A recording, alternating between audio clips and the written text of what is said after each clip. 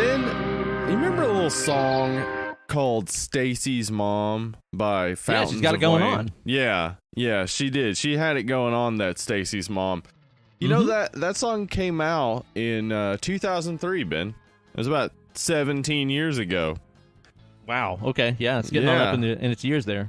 Yeah, so I looked this up, and Rachel Hunter, who plays Stacy's mom in the video, was 34 at the time of the video. Okay. I'm going to go ahead and assume this is a teenage boy singing about Stacy's mom. So Stacy's probably teenage. Let's say she's 17. Yeah. Right now, Stacy is 34. Which is to say, currently, Stacy has it going on. They should come out with a sequel, man. Yeah. Stacy now has it going on. It doesn't have the same jingle to it, does it? No, it doesn't really work that way. It doesn't. That's amazing. I hadn't thought about that. It's kind of like when you start doing the math on 17 by Winger. Oh, no. A very problematic song. Yep. Welcome, dead and lovely listeners, to the podcast that's got it going on while That's it's us. dead and lovely, here with the host with the most. It's me, your good buddy, Uncle Ben. Me, Hollywood Steve. And we're here to deliver unto you guys a wet-ass podcast. Oh, it's going to get WAP, so wet. as it's been known as. It's going to 'cause get today- wet as podcast in here. You know, honestly, like, Hagazussa is a pretty soggy movie. That's true, yeah. I mean, that's a good point. I had not considered that Hagazussa itself, it's a wet-ass pellicula. Yeah, there you go. And I do hereby give my permission for them to use that on the box. Hagazussa please. is a soggy movie. Hagazussa, soggy AF. Yeah, but of course, before we get to the movie review, we're gonna catch up, shoot the shit, just do a little bit old chin wag here. Hell Just do yeah. some chin wagging, catching up, talk about what we've been watching this week, and drink a cold beer. If you just want to get to the movie, well, there's a timestamp for that in the movie description. Come on, everybody knows that. Yeah, duh. How you been doing this week, Steve? Man, I've been having a good week. Yeah? And I'm going to attribute that to a little thing I've been trying to do, which is I've been trying to watch more horror. Ooh, I like it. And it's seeming to bring me out of a funk that I've been in for several months, which has not been fun and really has left me kind of creatively dry for a while. And then this week, I just was like, you know what? I'm going to watch some horror. And I fired up a little movie called Underwater, Ben. Underwater. I have heard about Underwater. this film, but I've not watched this movie film. What it is? Underwater is a film starring Kristen Stewart, and it is set in a underwater drilling facility in the Mariana Trench. Ooh, way down deep like. Things go awry, Ben. Okay, all right, What? I'm on board. Isn't It's, it kind of like Lovecrafty? It is. It's a Lovecraftian horror. I'll tell you this, man. I mean, I've seen some bad reviews. I didn't look at any reviews. I didn't really know much about it, except I had seen some good things about it on Twitter and stuff like that. I started the movie, and that movie starts so fast and keeps going so tense for the entirety of the movie. Ooh, really? I loved it. I was enjoying every single second of it. I saw some Dang. people compare it to Alien unfavorably, like that it was like maybe trying to rip off Alien. I did not get that sense. I could see the connections, like favorable connections, but I did not see anything negative about it. It was definitely not ripping off Alien, but it does have that like badass female lead type of thing going on, and of course weird ass creatures, you know. I like all those things, really. Yeah, weird ass creatures are always fun. But watching this movie, it really made me want to watch more horror, so I really got into some more horror this week and watched Twilight Zone season 2. Okay. What? How was that? It was awesome. I Yeah? thought it was great. I remember you liked the first season, right? I did. But the first season, in comparison to the second season, I can see that the first season maybe was trying a little too hard to appease Twilight Zone fans. Like the notoriously fickle Yeah. Twilight Zone fans. Those people, they've been around for a long time and they've been complaining like a motherfucker on the internet. No, like I think a ton of people, of course, were against the Twilight Zone because there were black people in it, and they were like, "Oh, Twilight Zone was never political," which, of course, in our Patreon episode that we did of a Twilight Zone episode, we talked about how Twilight Zone is obviously very political. Very, very. Yeah. But I think they went harder on it season 2, and it made it better. Nice, man. Okay, Yeah. awesome. I'm excited to watch this because it's Yeah. like, whenever it came out, I was super, super intrigued, and then I just never watched it. Oh, well, man, yeah, it was good. Like, I think it does help in that first season at least to know some of the classic Twilight Zone episodes. And the second season does have, connections as well, but that second season, man, I think they just did a great job of really doing their own thing, making their own stories. Very specifically, I think it's the last episode. It's directed by Oz Perkins and stars oh crap, what's her name? Gretchen Mol. Oh my god, it was so strange, so weird. I really enjoyed it, but it's odd. Yeah, very odd. I mean, I'm okay with that, dude. Yeah, I check it watched out. a little installment of a horror franchise this week too, man. We just kind of randomly decided one night, it's like, let's keep going with Black Mirror. We just did a Black Mirror Patreon episode. Awesome. And we watched, I can't remember what the name of it was, but it's the one where it's like in the future and everybody has to, work out on these like bicycles. Oh yeah, that's And they used their it's like the credits. first episode, right? Or I don't one of know. the first. It's one of the first season episodes. Yeah, I know what you're talking about. That's got the dude from Get Out in it. Yes. Man alive, that was fucking depressing. Yep. Sure. Woo, man. Is. Yep. Very depressing. That's Very well done. Pretty accurate of most Black Mirror episodes. Very depressing. Yeah. Yeah. Not exactly an uplifting ending. No, it's not. But yeah, that episode, man, it's pretty brutal. For sure. Yeah, definitely, man. You catch anything else cool? Yes, I sure did, Ben. I started watching the new HBO show Lovecraft Country, which is based off I've of heard a lot of good stuff novel. about this. Yeah. Yeah?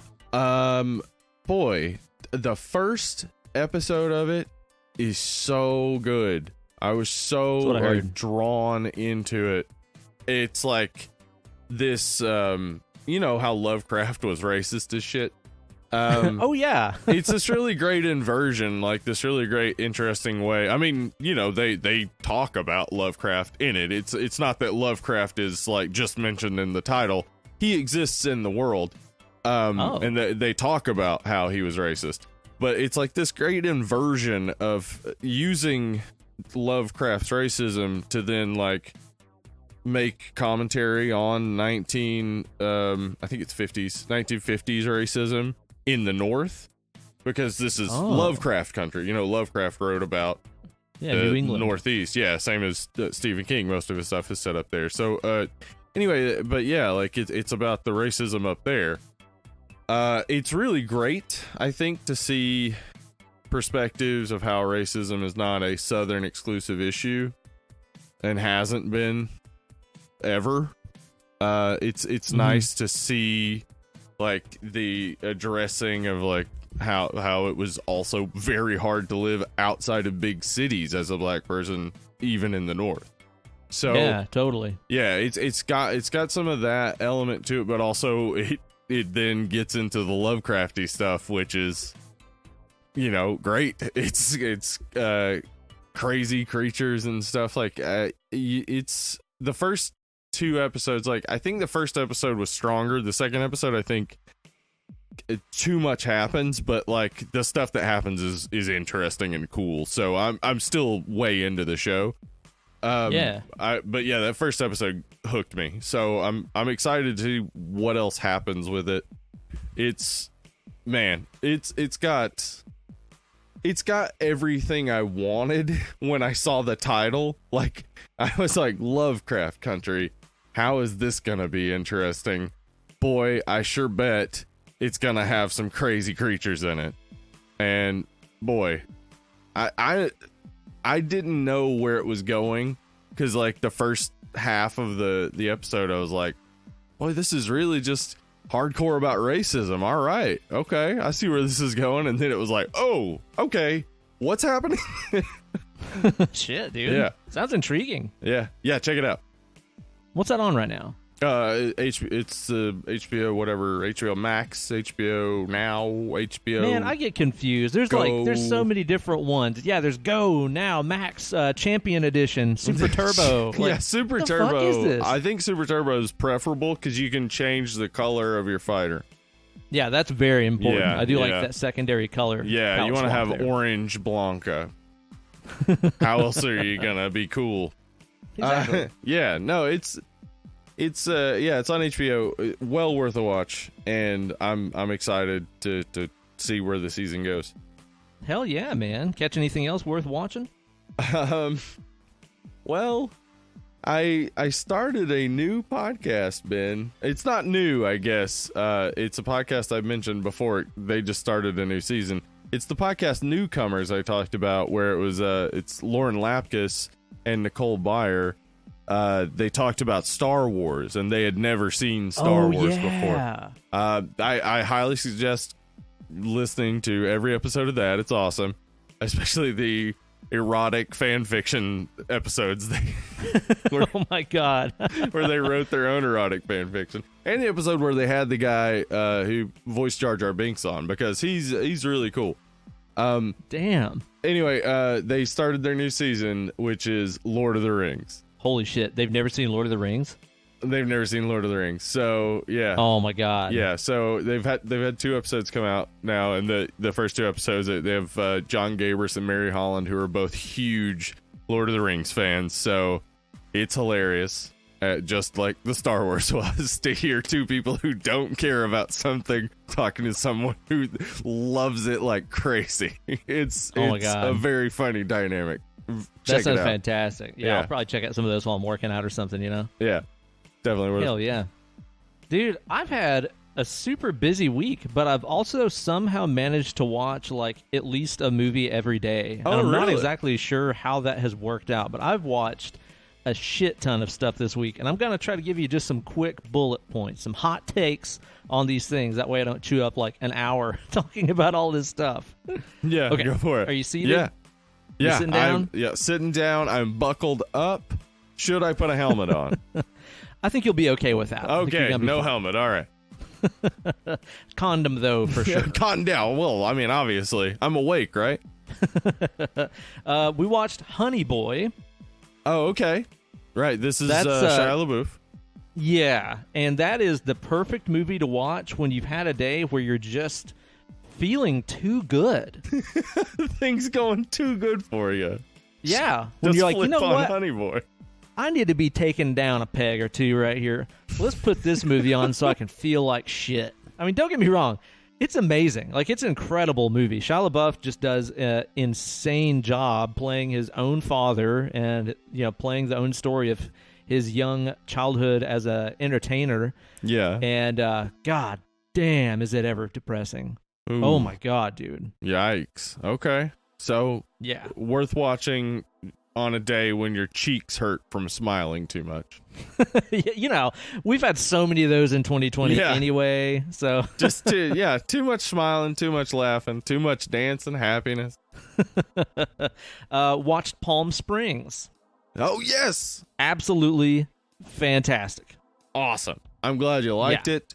I'm glad you watched it. Because I think it's too new. I don't want to ruin it for anybody, so I don't want to talk too much about it. But yeah, it's hilarious. It's really fun. Yeah, it is, and it's also just a great lens to view relationships through and commitment and stuff. And again, without getting too spoiler or anything here, but like it's amazing how they essentially did that other movie, you know, the one I'm talking about? Right. Mm-hmm. But at the same time, it was nothing like that movie. Yeah, not at all. Right. I don't know how they did it. Totally worth watching.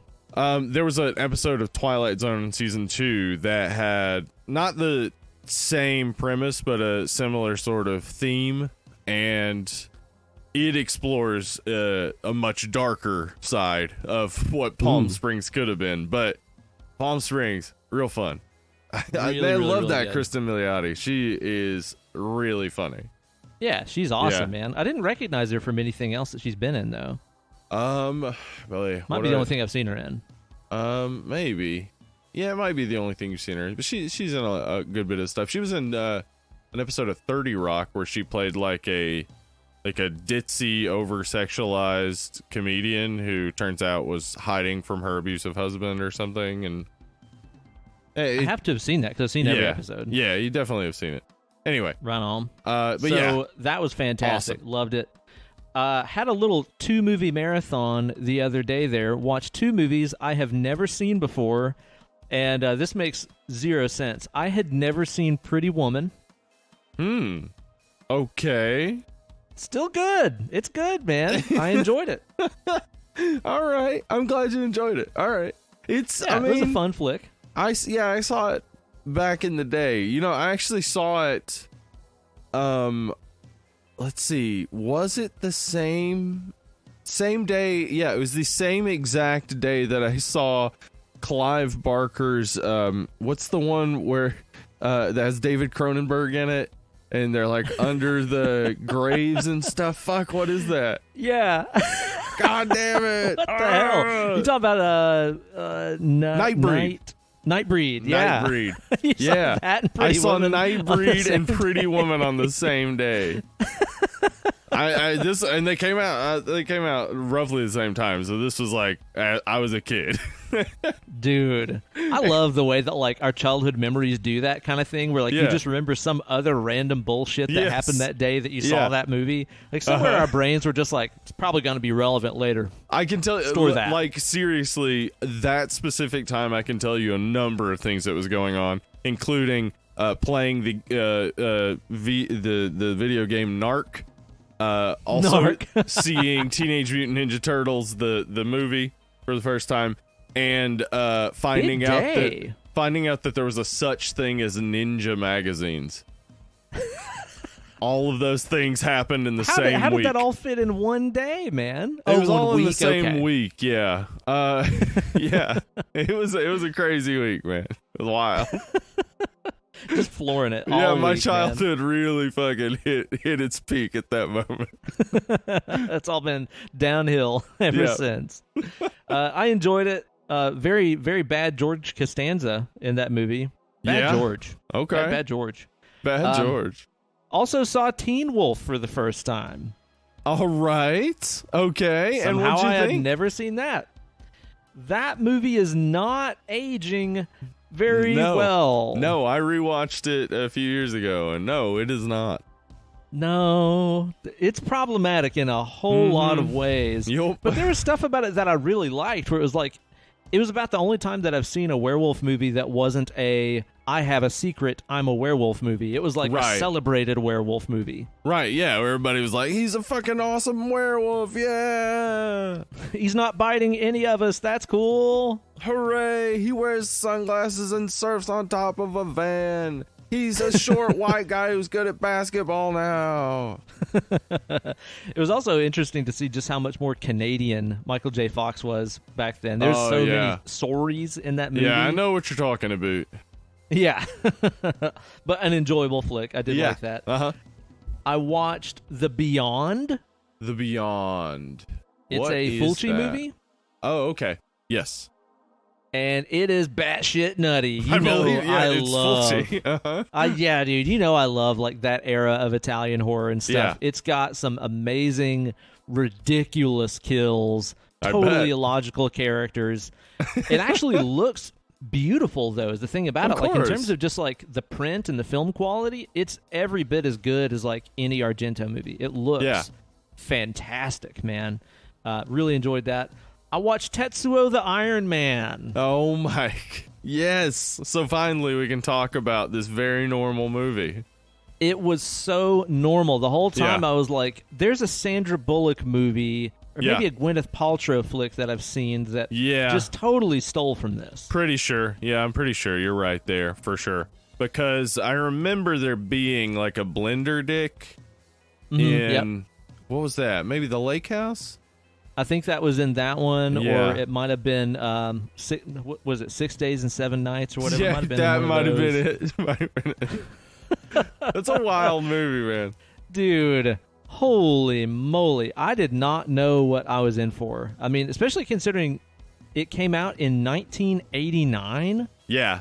Yeah. That makes zero sense to me. Just to know that Yeah. like you're watching this movie, which is this black and white, like techno industrial fetish Yeah. movie with some It's wild. crazy ass special effects, and then you're like, oh yeah, the first Freddy movie came out like 5 years before this. That's yeah. But I mean, you do like when did Akira come out? I mean, what was going on in Japan around that time? This was my problem when I watched the movie, was that I couldn't contextualize it because I just don't know enough about Japanese film around the time. But it seems like it does fit in. Not like fit in. It's definitely strange even for Japan, but I think it kind of fit into what was going on at the time and has been very influential on a lot of like manga and stuff like that. So Oh yeah, and Yeah. music videos and, And stuff music too. The whole videos, thing yeah. just felt like a Nine Inch Nails video or something. yeah, absolutely. Yeah, I Man. the whole time I was watching it, I was like, yeah, they're 50% of the videos that came out in the 90s look kind of like this.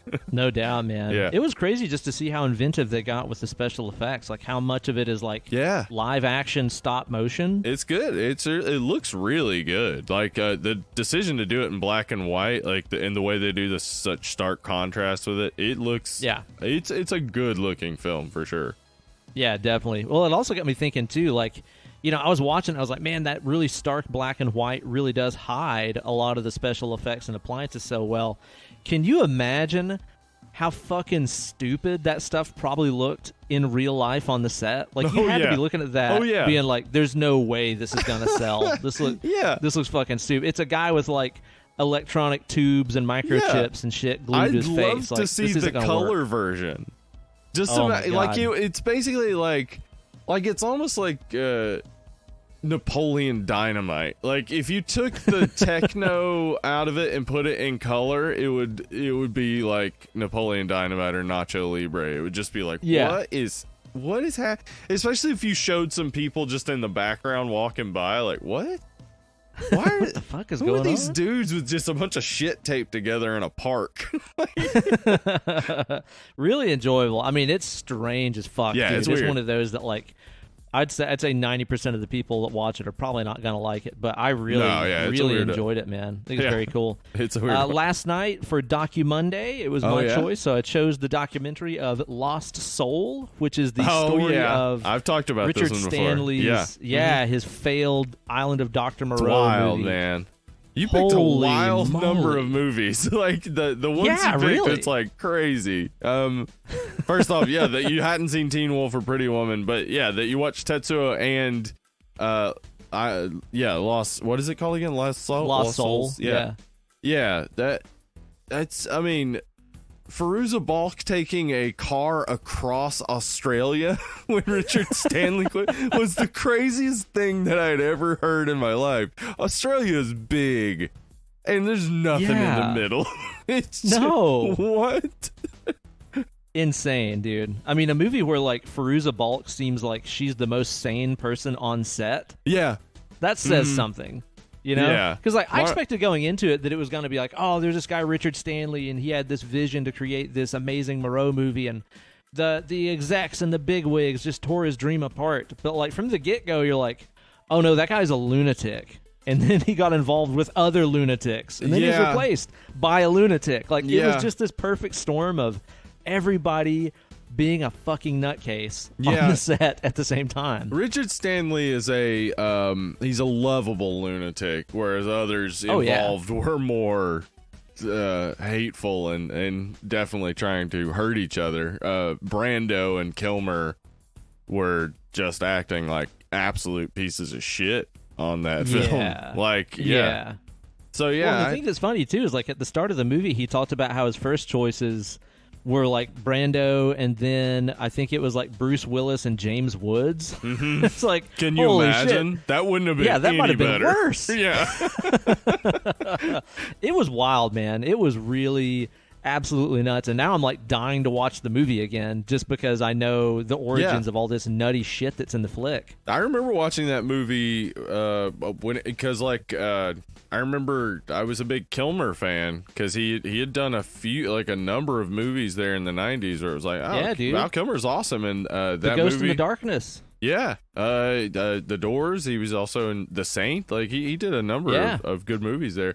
But like I remember it was coming out and I knew the story and I was like, oh man, this is gonna be great. And when it came out on VHS, I remember renting it, getting excited, and watching it and being like, what the what is happening? Like, what is this? There are moments of it that I was like, oh, that's gross and scary. But beyond that, it's just like, what am I watching? We should do it sometime. It's a fucking hell yeah trip. It is wild.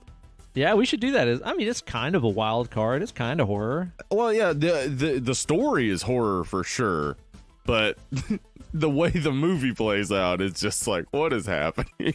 Dude. Yeah, I loved it. Great documentary. Really, really like well put together too. It's not just that it's like, oh, the story is crazy. It's like, yeah, it is, but the documentary is also put together and paced. Yeah, it's really well very, done. very well too. Mm-hmm. Yeah, so I enjoyed that. I think the only other thing that I caught this week on our MCU journey, we watched Thor 3 Ragnarok. Hell yeah. Still fucking great, man. Yeah. Love it, love it, love it. Still irritated by the auto-tune on the Hulk's voice. Apparently, it's not just me, though. I Googled it. I Googled, like, Ragnarok Hulk auto-tune. Yeah. And there's, like, a whole legion of people like me that are just like, I cannot not hear the fucking pitch correct on his voice. Why did they do that? This actually relates back to the faculty. So you're not alone. Yeah. Like, the thing about the faculty about conformity and all that stuff, like nowadays you can just go on the internet and find out, oh, there are thousands of people like me. Fine. I'm like, I don't give a shit if I don't conform. Like, I'm not the only one who hears that when the Hulk talks in Ragnarok. No doubt, man. Yeah. Steve, all this chatting about these movies sure does have my palate dry. What's your palate's condition like right now? My palate, let me just drop in to see what condition my condition is in. Yeah, no, dry as shit. Yep. Super dry. I wish I had something that could get my palate as just moist as maybe a big old bog that a witch could drown a baby in. You got anything you'd recommend for that? I got something I could recommend a witch drown a baby in. I think that's how I'm gonna order like my next drink at a bar. Whenever a bartender's like, "What'd you like?" Witch drown a baby in. Yeah, I'd like something that'll make my palate so moist I could drown a baby in it. What? Oh my god. Okay, what do we got on deck here, Steve? Lamar brought this, and this comes from Janelle in New York. Hey, Janelle, if you're listening. Yo, Janelle. It's a Warhead Sour from Artisanal Brew Works. As in atomic warhead. Atomic warhead, like Atomic Warheads, the candies. So I just cracked the seal on mine. It's a good foot away from my face. I could instantly smell blue raspberry warheads. Yeah, immediately. You have the blue raspberry one, and I have the traditional lemon. So mine smells very much like lemon. Yeah, it's very. Oh my god, very strongly lemon. Dude, it's one of those things where I think it's just like the smell memory association kind of thing that humans have so strongly. But like, I've not even taken a sip of this yet, and my mouth is already like watering like crazy. Yeah, just because I think my brain is preparing for how sour a warhead is. Same, yeah. It's just like you get that like under your tongue just starts getting real moist. Yep. Yeah. Mm-hmm. Oh yeah, man. Yeah, I can smell this from I got a wet ass palate. Yeah, I can smell this from a mile away. So I got to take a sip of this. Mine looks like antifreeze. Like it's just like this nasty blue-green. Like the foam on top is blue. It looks really creepy. How'd that treat you? Oh, that's sour. It's like... Oh, yeah. Oh, my God. That's really... Yeah. That's really sour. Okay. All right. So all Oh right. my god. Oh, it's like citric malic acidy, maybe, but it does taste like a natural sour as well. There's a natural sour to it.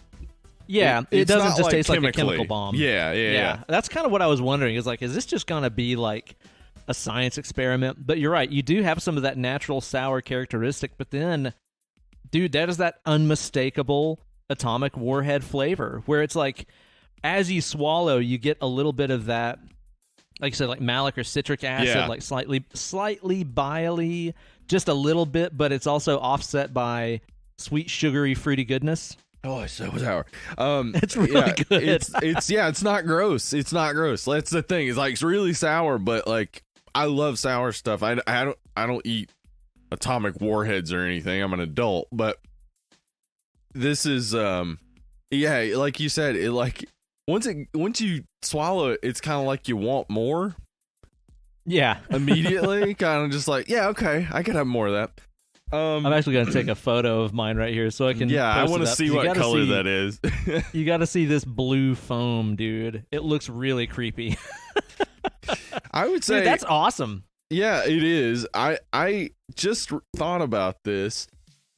Ben, do you remember? It still exists, but my real God. lemon, the lemon juice, like that Oh, yeah, comes in a totally. plastic bottle.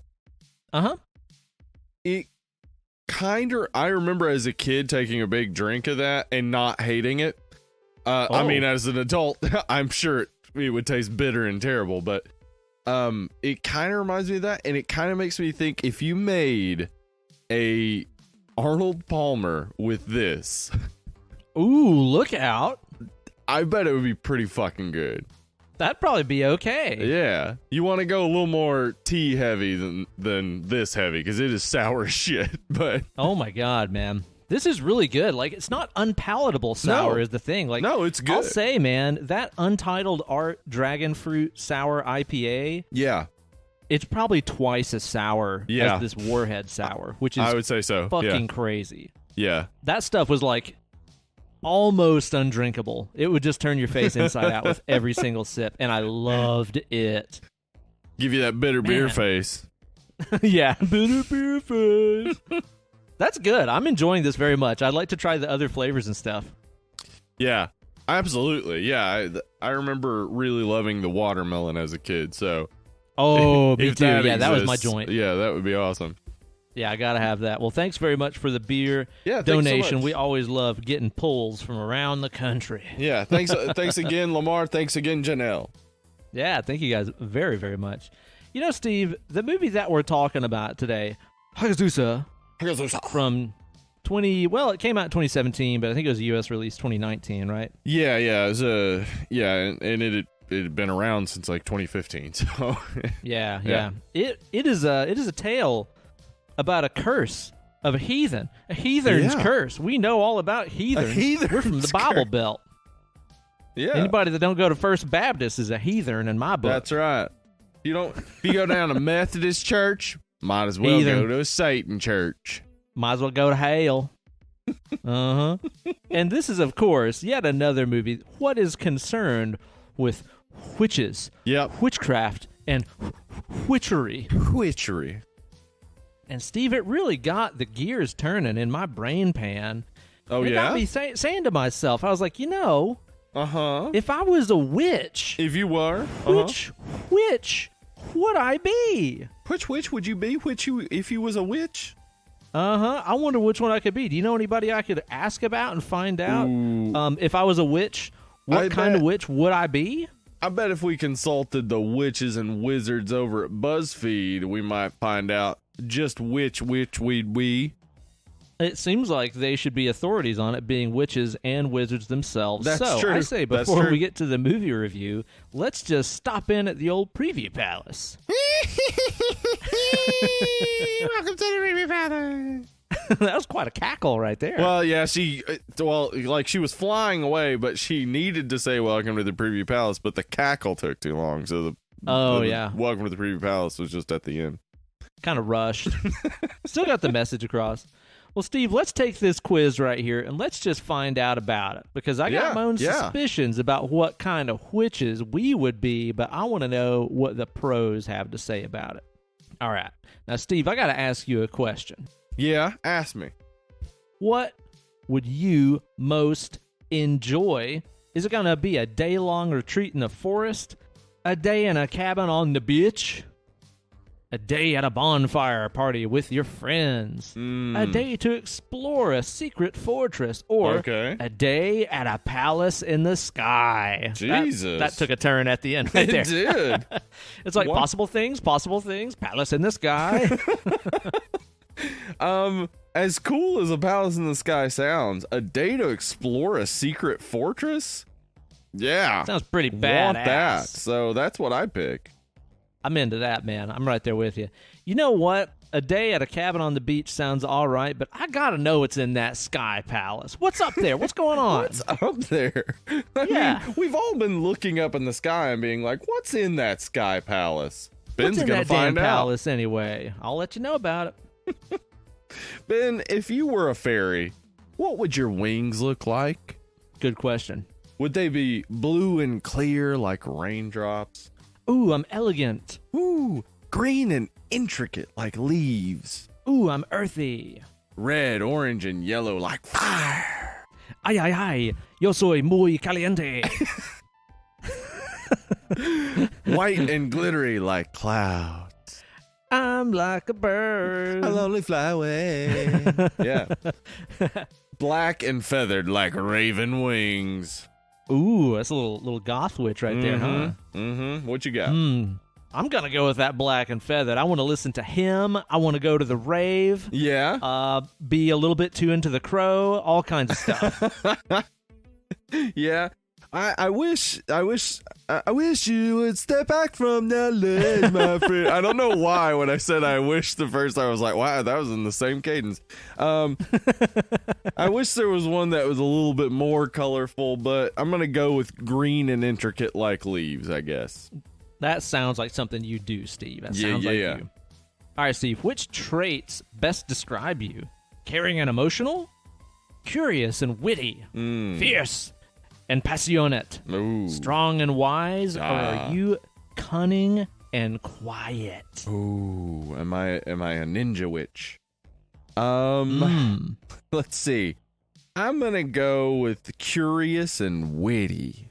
Yeah. What about you, Ben? That sounds good. You know what? I was gonna go with curious and witty. That's why my friends call me Whiskers, because I'm curious. Like that's true. It's true. We do call but you know Whiskers. What? I can be caring and emotional for sure, so I'm gonna go with that one. That's why we call you Whiskers. Exactly, because I'm curious, caring, and emotional. All those. Ben, which nightmare would frighten you the most? Ooh, tengo miedo. Drowning. Oh no, burning to death. That doesn't sound fun skin either. And everything. Yeah, my skin and everything. Becoming immobile. Oh, help! wow. I'm a rock. Becoming immortal and devoid of emotion.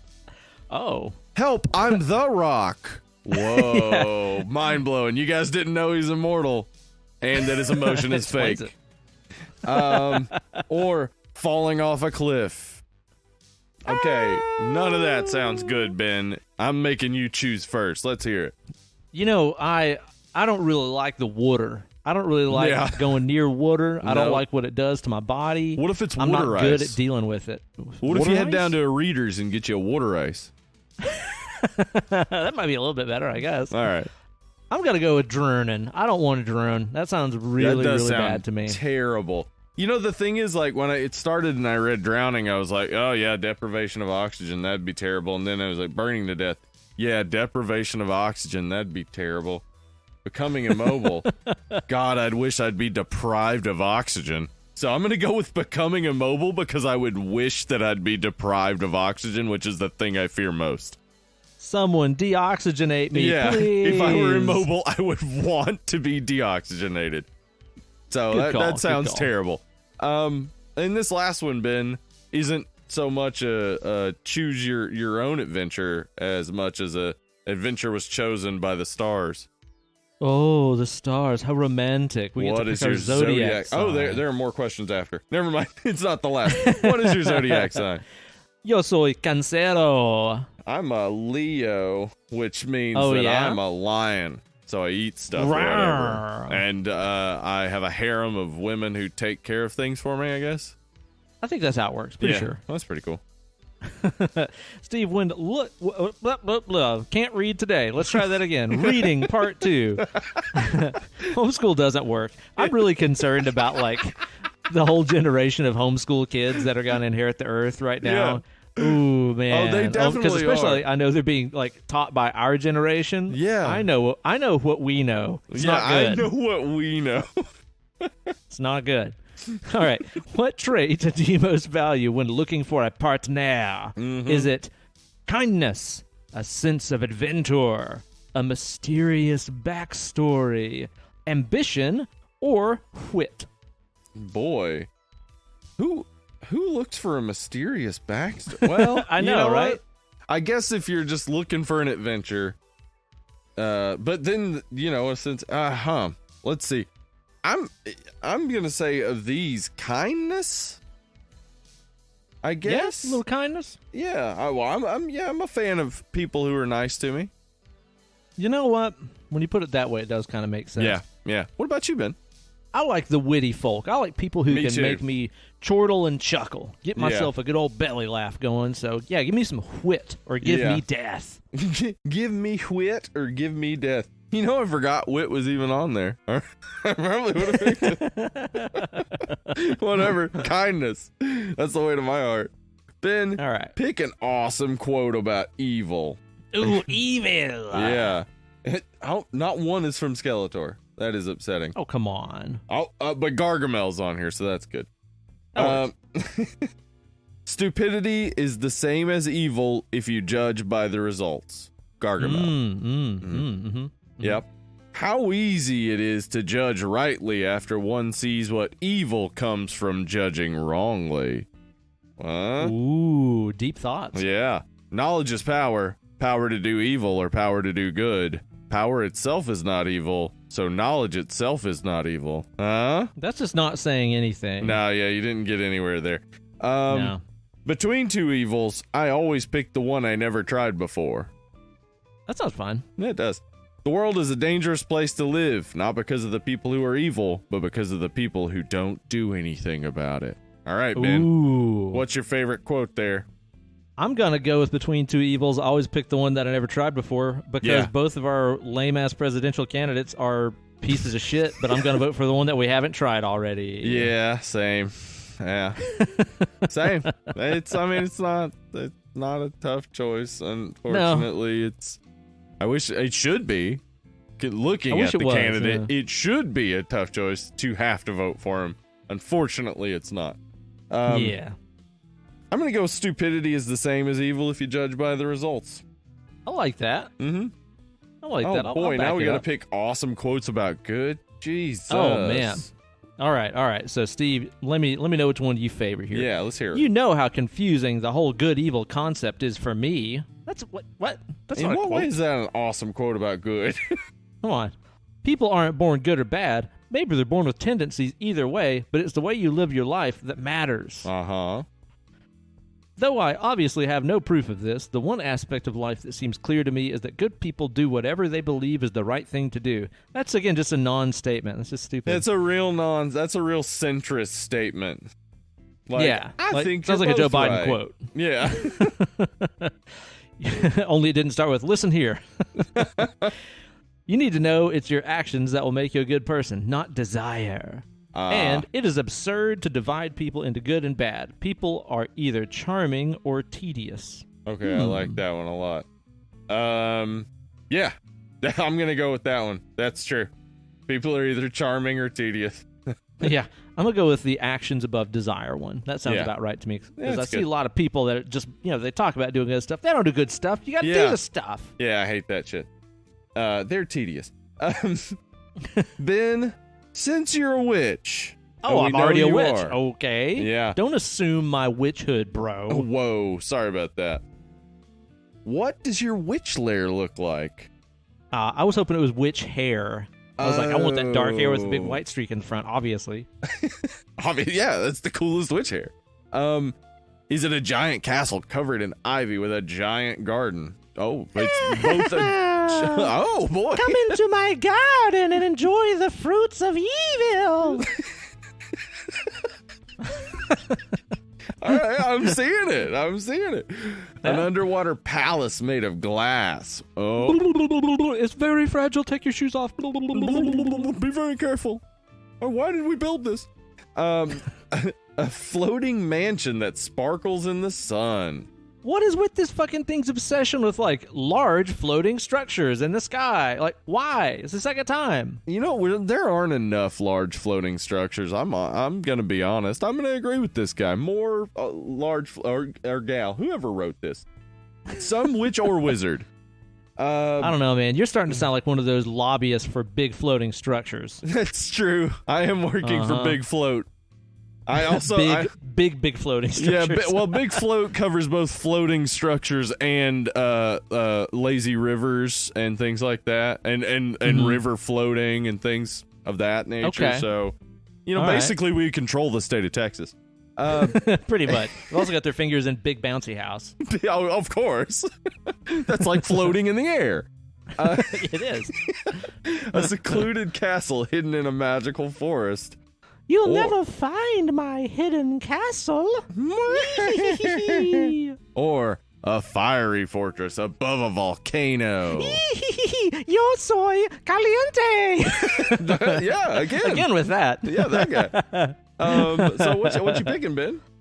You know what? I think a giant castle covered in ivy. That sounds nice. There's probably like plenty of shade and stuff. I like the Yeah. look of the ivy. I think that sounds pretty. You got a garden. You might have some That's some cool. good fruits Yeah. and veggies growing out there. You know. Yeah. I'm gonna go with a secluded castle hidden in a magical forest because it says the word secluded and magical. So those sound fun. Count me in. Yeah. All right, Steve. Which potion would you most like to brew? Co-beer. Okay. Co-beer.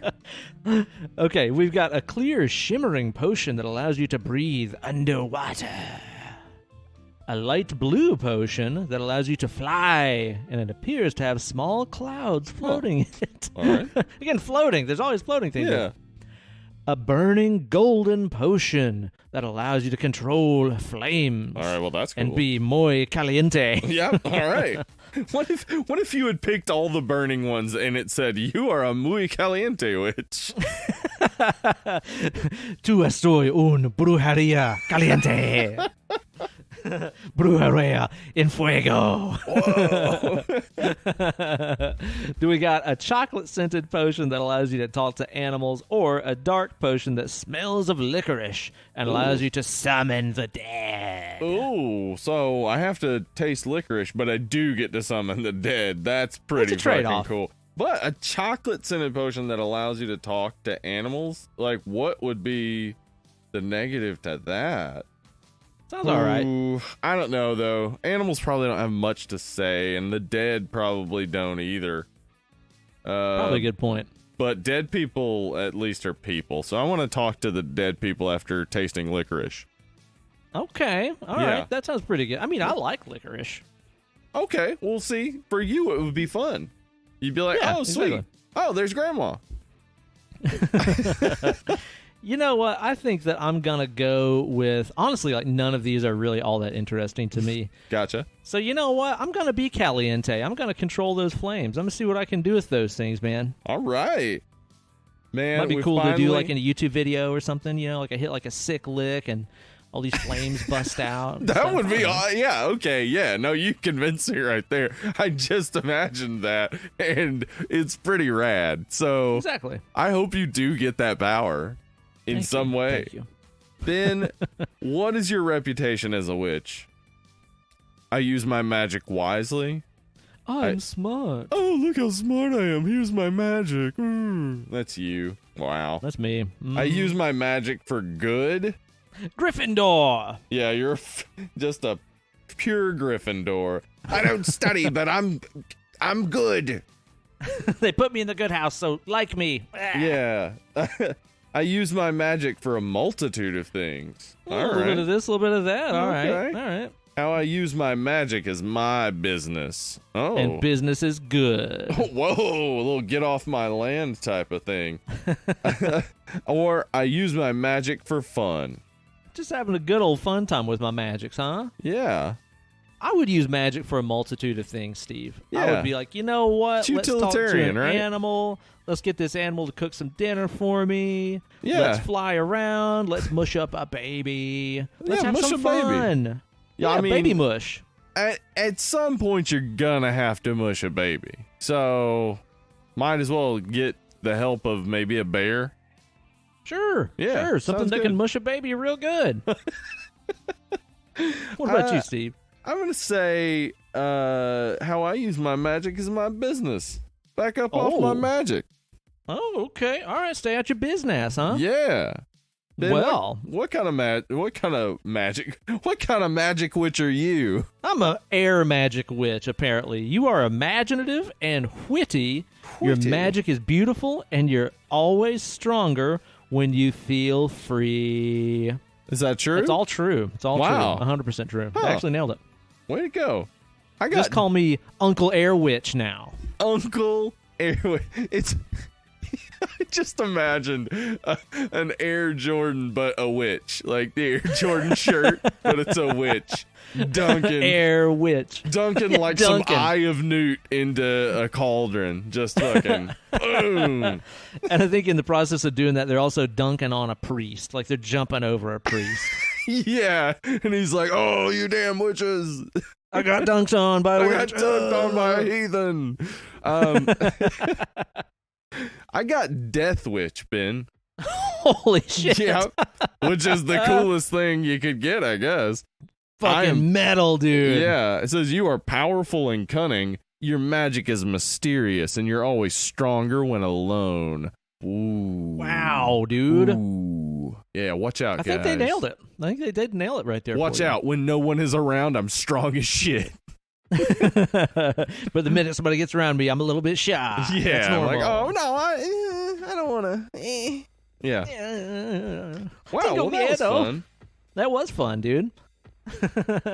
Now we know what kind of brujeria we're going to be storming up in our private castles with our cauldrons and our baby mush. Our baby mush.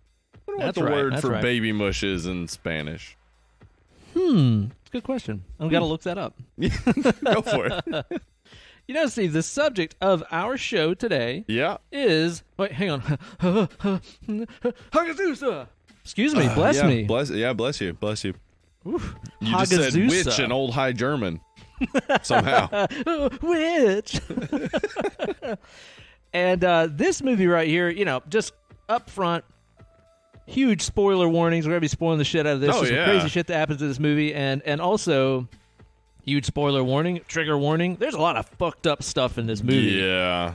That we're going to Yeah. be talking about. So it's like if you're sensitive to, again, mega spoilers ahead, raping, baby eating, baby killing, Yeah. lots of throwing up, boils, Yeah. period blood. Yeah. Some very goats. sexual scenes involving goats. Yeah. If you're disturbed by mountains, this is not the movie for you. Yeah, if you're disturbed by honestly, the Hagazussa drinking game would be drink every time you see a mountain, which would leave you Dude. plastered in the first 10 minutes. It's funny you mentioned that because like I was literally gonna like pitch something during the episode of like the drinking game is like take a shot every time you see a mountain or a goat or some funny. wanking. Yeah, You know? yeah. It's You'd be dead. it's a lusty movie for sure. A They're lusty like, movie. yeah, there are some sexual tension in a lot of scenes that shouldn't necessarily be sexual. I'm going to go ahead and just put this out there. In my long-standing tradition of me having one little minor tweak that would make a movie a lot better, such as Ow My Dino Head and stuff like that, right? Uh-huh. What if during that scene that we get about midway through the movie where she's milking her goat and she just kind of gets inspired to have a wank, I guess? Yeah. Goat milk. Yeah. What if right then and there, if that goat would have turned its head and Black Phillip style spoken the words, "Do I make you horny?"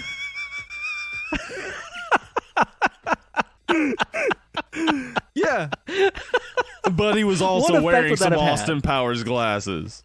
And he had goofy teeth. Yeah. Yeah. The whole movie is exactly the same. Yeah. Other than that, that's the only thing that I'd change. Is I would add that in. I think it would really add a lot of levity, a lot of magic to this. Yeah, it might break up the tone of the movie a little bit, but yeah, it would improve it. So we're going to be talking about a lot of really fucked up stuff. Yeah. And if you can't handle any of that stuff, that's fine. Don't watch this movie. Yeah, but if you can, you need to watch this movie, I think. So this is one that I was super, super, super stoked about. I've seen a lot of buzz about this on the horror community on the internet. And I watched the trailer for it, and I was like, my God, this looks like a beautiful, slow burn, doomy, atmospheric, tale about a witch. It really reminded me a lot of The Witch just based on the trailers. So I was extremely, extremely excited to watch this one.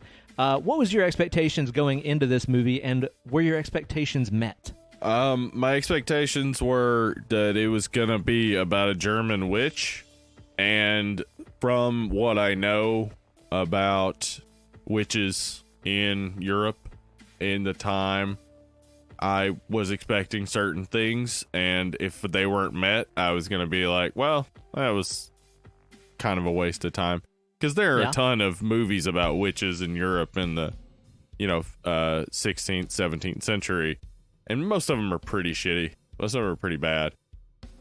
So you can kind of tell pretty quick if a movie is just going to be like glorifying or like trying to rewrite the witch trials as maybe they actually were witches though. It's like, oh yeah, like once you get the context of the movie, if you know enough about witchcraft in the time, it's like if you're gonna be able to enjoy the movie or not. So like a movie like The Witch, I was pretty set pretty quickly, like, yeah, this is definitely right up my alley. Same thing with this. Like, you tell me it's 16th century Germany and it's up in the hills like this, and there's just all this isolation and stuff. I'm in. This is where like the witches that so many people were accusing of witchcraft around this time were the people on the fringes. So if it had been like set in a large city and it was just somebody who lived down the street who just, I don't know, lifted a stocking one day and it rained, and that was the big witchery, like, it would just been boring. But in this case, it was really showing, like, what a witch was. Like, what people perceived as a witch in that time. It's this person who lives on the edge that you don't know enough about, but you know that you can persecute them because everybody hates them for some reason. Yeah, exactly. Yeah, the pariah, the outcast, the person that just isn't living their life exactly like you're living yours, so fuck them, I guess. Yep. Yeah, everybody knows they can do whatever they want to this woman. Yeah, and yeah, definitely. That's what this movie is, basically, is a bunch of people doing whatever they want to this woman and this woman getting revenge.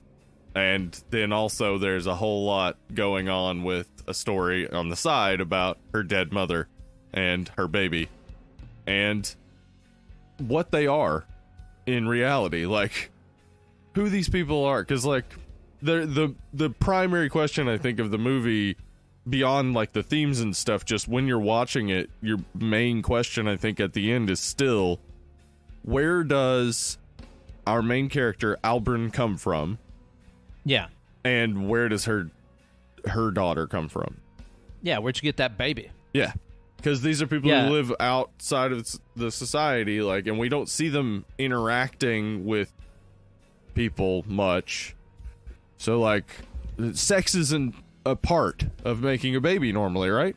So, like, did they have sex with someone? Like, where are these babies coming from? And I got some ideas we'll talk about as we go. But right on. Yeah, let's I guess slide into the production bits though. Yeah, totally. Because this is a movie that was a debut feature film by a dude that had done a couple of short films, I guess, but this is his first full length. Yeah, Lucas Feigelfeld. This is his graduate project for film school.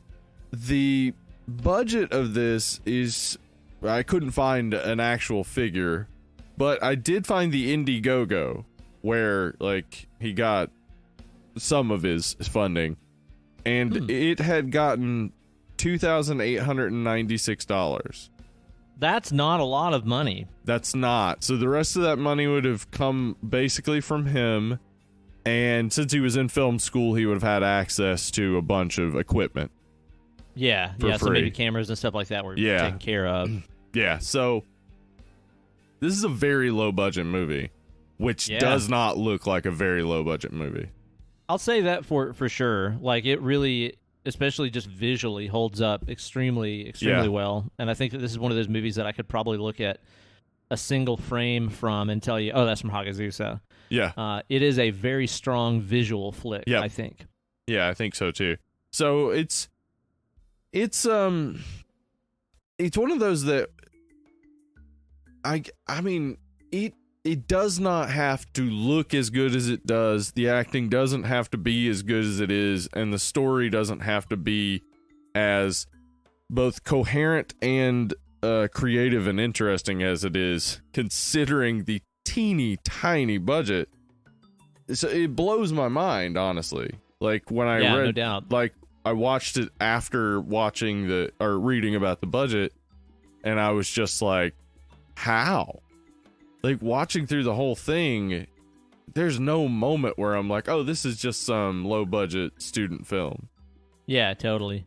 Well, I mean, but too, with the setting and the time period and stuff like that, it's like most of the sets are just outdoors. Very simple. It's just nature, Very simple, I guess that's they probably what they had did. to build the cabins. They might have even just found the cabins, honestly. Those might have I been would pre-existing imagine. structures. I would imagine they used an existing structure. Yeah, I don't know how they would have been able to build anything. It would have cost so much money. So they were just really smart with it. Yeah, no doubt. Buying those mountains had to be expensive. That was probably the majority of the budget. That probably was the big, to get those mountains, because Germany didn't have mountains before this, right? No, they had those they imported. bought it for the movie. That's right. Still there to this day. You can go check them out. Go check them out. Took on top of them. I mean, they were made quickly for a movie, so they'll deteriorate over time. But right now, they're papier-mâché. But they are building houses on them, so you can live there. And of course, they originally wanted to get Melissa Joan Hart to play the main witch in this, due to her experience on Sabrina the Teenage Witch. But that would have put them grossly over budget, so they sidestepped that one. Yeah, she does expect a pretty hefty fee. If you want that, no doubt. MJH on your screen. That's what she calls it. You got to be dropping mad dinero. Yeah. Hey, let Clarissa explain it to you, she says. And there's 5 people in this movie. There's not a lot of people. Not a lot of people. The main characters, we got Albrun, who's played by Alexandra. I think it's Kvin. It's Cwen, but she's Polish, so I believe the W's like a V. Not positive. That makes sense. She's Albrun. Then we got the Moocher, whose name is Martha. Swenda, who is the duplicitous attempted friend. And then Sepp. She's just a bitch. Yeah, she's terrible, and we'll get into that. Sepp, who is I guess her husband. I was not clear about that. If that was just a friend from the village or what. I wasn't really sure. Yeah, may just be. And then Dorfpfarrer, which is the priest. That's a really dumb name. Yeah, it is. And then there are just some other people in the background, and those kids. There's young Albrun and the kids and stuff. But overall a very, very small cast. Is this anybody that is well known in Germany? I know that we don't really know these actors and actresses over here, but have they had careers outside of this movie? Well, they all have careers in Germany, but boy, there's one character, the priest, who the actor played a role that is just maybe the most German role you could play. Okay. Other than, like, I don't know, Werner Herzog's assistant in him eating the shoe or something like that. That's maybe more German. Yeah. He played a guard at Auschwitz in Schindler's List. Holy moly. That's the one IMDb thing that I found that I was like, oh, I recognize that. Oh, no. They found the most German guy to play the most German role. They were like, you look like mountains. You look like Germany itself. You pay for the sins of your fathers and grandfathers and stuff. Get in this movie. Okay. Come on. I will do this. I will do this. Yeah, I am deserving this, yeah. Damn, that's crazy, man. Everybody in the movie does a very good job, I think. There's not exactly a ton of acting and dialogue and reacting. Well, and there's stuff like this. there's a lot of acting, not a lot of dialogue. There's a whole lot of Alexandra Kvin doing so much with her face, with the way her eyes, like she was able to like portray both, like go from like looking like there was nothing behind her eyes to suddenly like just being out of it and being in this like crazy. This is when the tripping scene I'm thinking of specifically, like, the way she was able to transition and stuff between feelings and things. She does an amazing job. Yeah, she does. Because, I mean, you even get, moments, of course, of rage in there, like whenever she's kind of exacting her revenge and stuff, but it's a quiet rage. It's not like a big Nicolas Cage, turned up to 11 flip out kind of thing. It is even like in the scene whenever she goes back to her home after she's been raped and like, her baby's there, but her goats are dead and stuff like this. Like she's sitting there and you can tell like, she's just racking her brain like, what the fuck am I supposed to do now? Yeah, they killed her physical source of really food. Great. Like, like, man, I think there's so much in this where the negative stuff I read about this is that, one, not a lot happens, and two, it's not very scary. And I think that comes from a lack of understanding of the context here. Say, for instance, in the scene when she's early on, she's walking with the 2 things of milk into town, I guess, to sell her milk.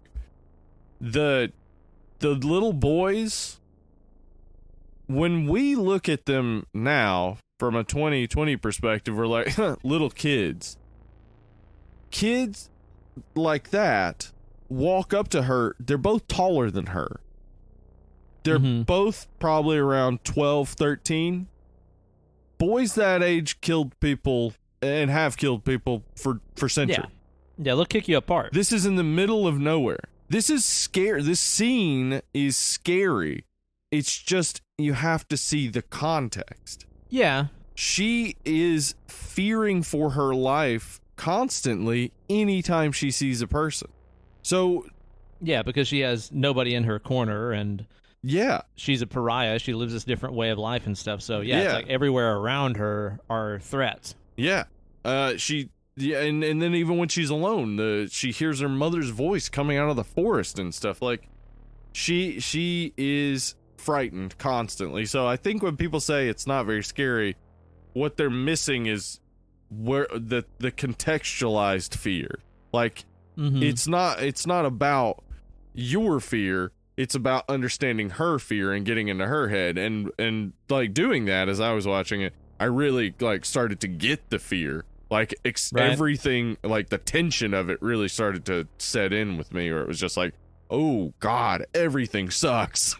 Right. Yeah. See, for me, I didn't really get as much of that. Like, I get what you're saying, as far as like contextualizing and stuff, but I don't know, like, and obviously it's inevitable. We're going to make comparisons to The Witch, which is one of our favorite fucking movies. Which is a fair comparison, sure.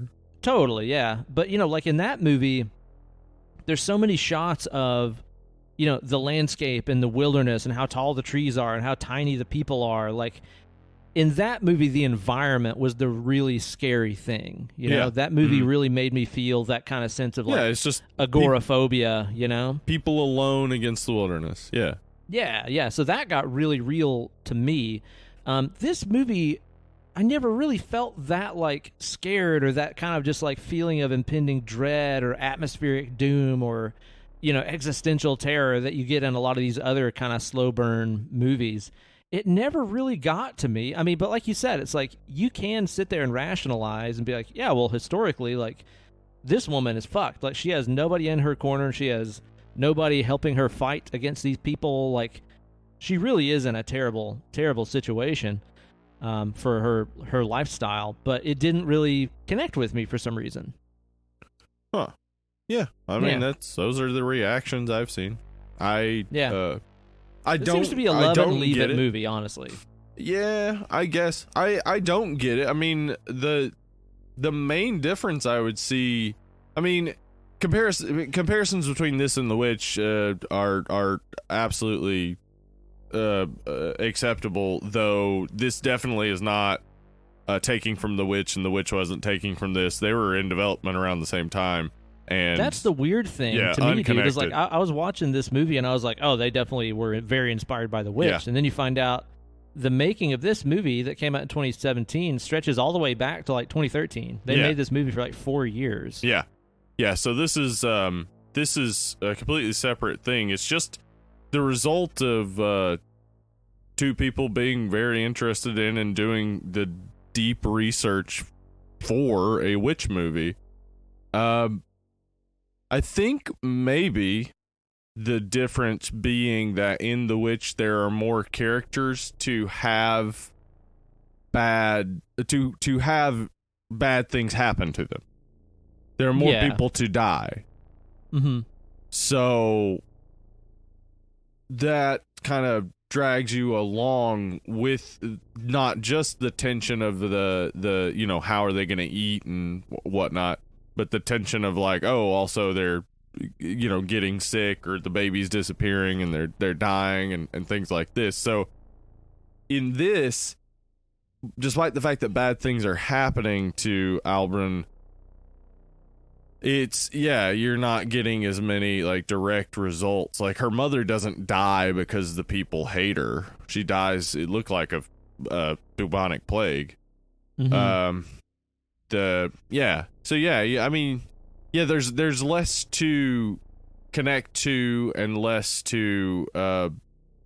like fewer results of your tension, I guess. Like the tension just keeps building and building and building and building and building, but you're not getting as many of those cathartic moments where somebody actually dies and stuff. Like even when you see that her leaving the dead rat and pissing in the water source, you see that it does kill Swinda, but it's like just you have to notice that it's Swinda in that cart of dead people. Like it doesn't even do like a close up of her face or anything. It's just it goes by. Yeah, it's not spoon feeding you the information at all. Yeah, so I think it's more difficult maybe, and it's not trying like The Witch to be a horror movie. I don't think this is necessarily trying to be a horror movie. It just is a horror movie. Like like the subject matter and the things that happen make it a horror movie, but it's really trying to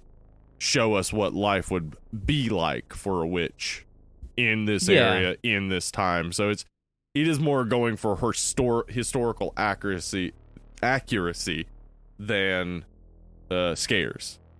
Yeah, I get that, man. And that's another like key difference between the two movies that has to be addressed too, is like with The Witch, there is outright supernatural stuff going on. I mean, within the first 5 minutes of the movie, a woman makes a flying ointment and takes off into the air, and there's people flying around a fire in the movie and shit like this. Like, whereas with this movie, the thing that kind of might not be about involved at all. It might not be involved at all. It's like a lot of the things that people maybe perceived as witchery and witchcraft, it was actually people just doing totally natural things. Like, I'm sure to the people in the village, they were like, that witch on the hill put a curse on us and killed Swinda and all these other people. And it's like, no, she put a diseased rat in your water and pissed in your water supply. Like, That's not a curse. That's biological warfare. You know? There's not necessarily, other than the ending, which is a little open for interpretation, there's not necessarily like witchcraft in this movie. We never even see like her mom, who looks like, you know, your typical old witch that you see in movies and stories and stuff. There's really no evidence of her ever doing anything weird. You never see her dancing with the devil in the moonlight. She just from the beginning, like the first time we see her, she just seems happy and smiley. And then she gets sick, and the fever seems to take her and make her be this way. Yeah, that's the thing. Is like she's in like this brain boiling illness and does some really fucked up stuff. Well, yeah, that's where some of the issue comes in with where like the main place where you have to say like, is this magic or is this a mental illness or just, you know, a fever-induced illness or whatever, is the fact that she seems to have eaten a deer. Is that what you got out of that? Well, she found a dead deer that had recently been eaten and found her mom nearby dead. But her mom hadn't been eaten. Yeah. Also, it sounded like she ate the cat. I was wondering about that. That's what I got too. It's because I was like, you don't see the cat anymore after that either. Yeah. So either she, like, maybe she found that dead deer and just ate its face, but still, that's hard to do. Like, it would, especially since we see that the skull is missing teeth. Like, she didn't even have all of her teeth. That seems like it would be impossible without there some magic being involved. But again, that's the only point where I say, like, maybe it is magic. But you can see this entirely as having no magic at all, and the witchcraft element just being what we know it to have been, that is like Christianity trying to monopolize a certain number of things that women were in control of. Yeah, and that's really what I get out of a lot of this movie, is it's just like it's showing you that these women that were accused of being witches and stuff like that were really just women that were minding their own business. Yep. The only difference is they didn't need a man around to live their life and stuff, and they lived off the land and they did things with nature and yada yada. They weren't necessarily fucking praying to the devil or any shit like that. But it was just an easy way to control the population for the growing church at that time. Yeah. I mean, basically, the witch, like the witch trials that started up in Europe began in like the 1580s in Germany. So I think this is set before that, a little bit before that, because they're not full on like pursuing her. They just recognize her as a witch. Mm-hmm. The thing is, before that, the church didn't recognize witches as a thing, because the idea was to say that witches existed was to say that there were people out there that had magical powers that weren't given to them by God. Yeah. So that would be admitting that there is some sort of power outside of God that is also stronger than everything else, but, you know, not of God. Yeah. It was eventually St. Thomas Aquinas who was like, you know, maybe people, though, can make deals with the devil and he can give them something that looks like power.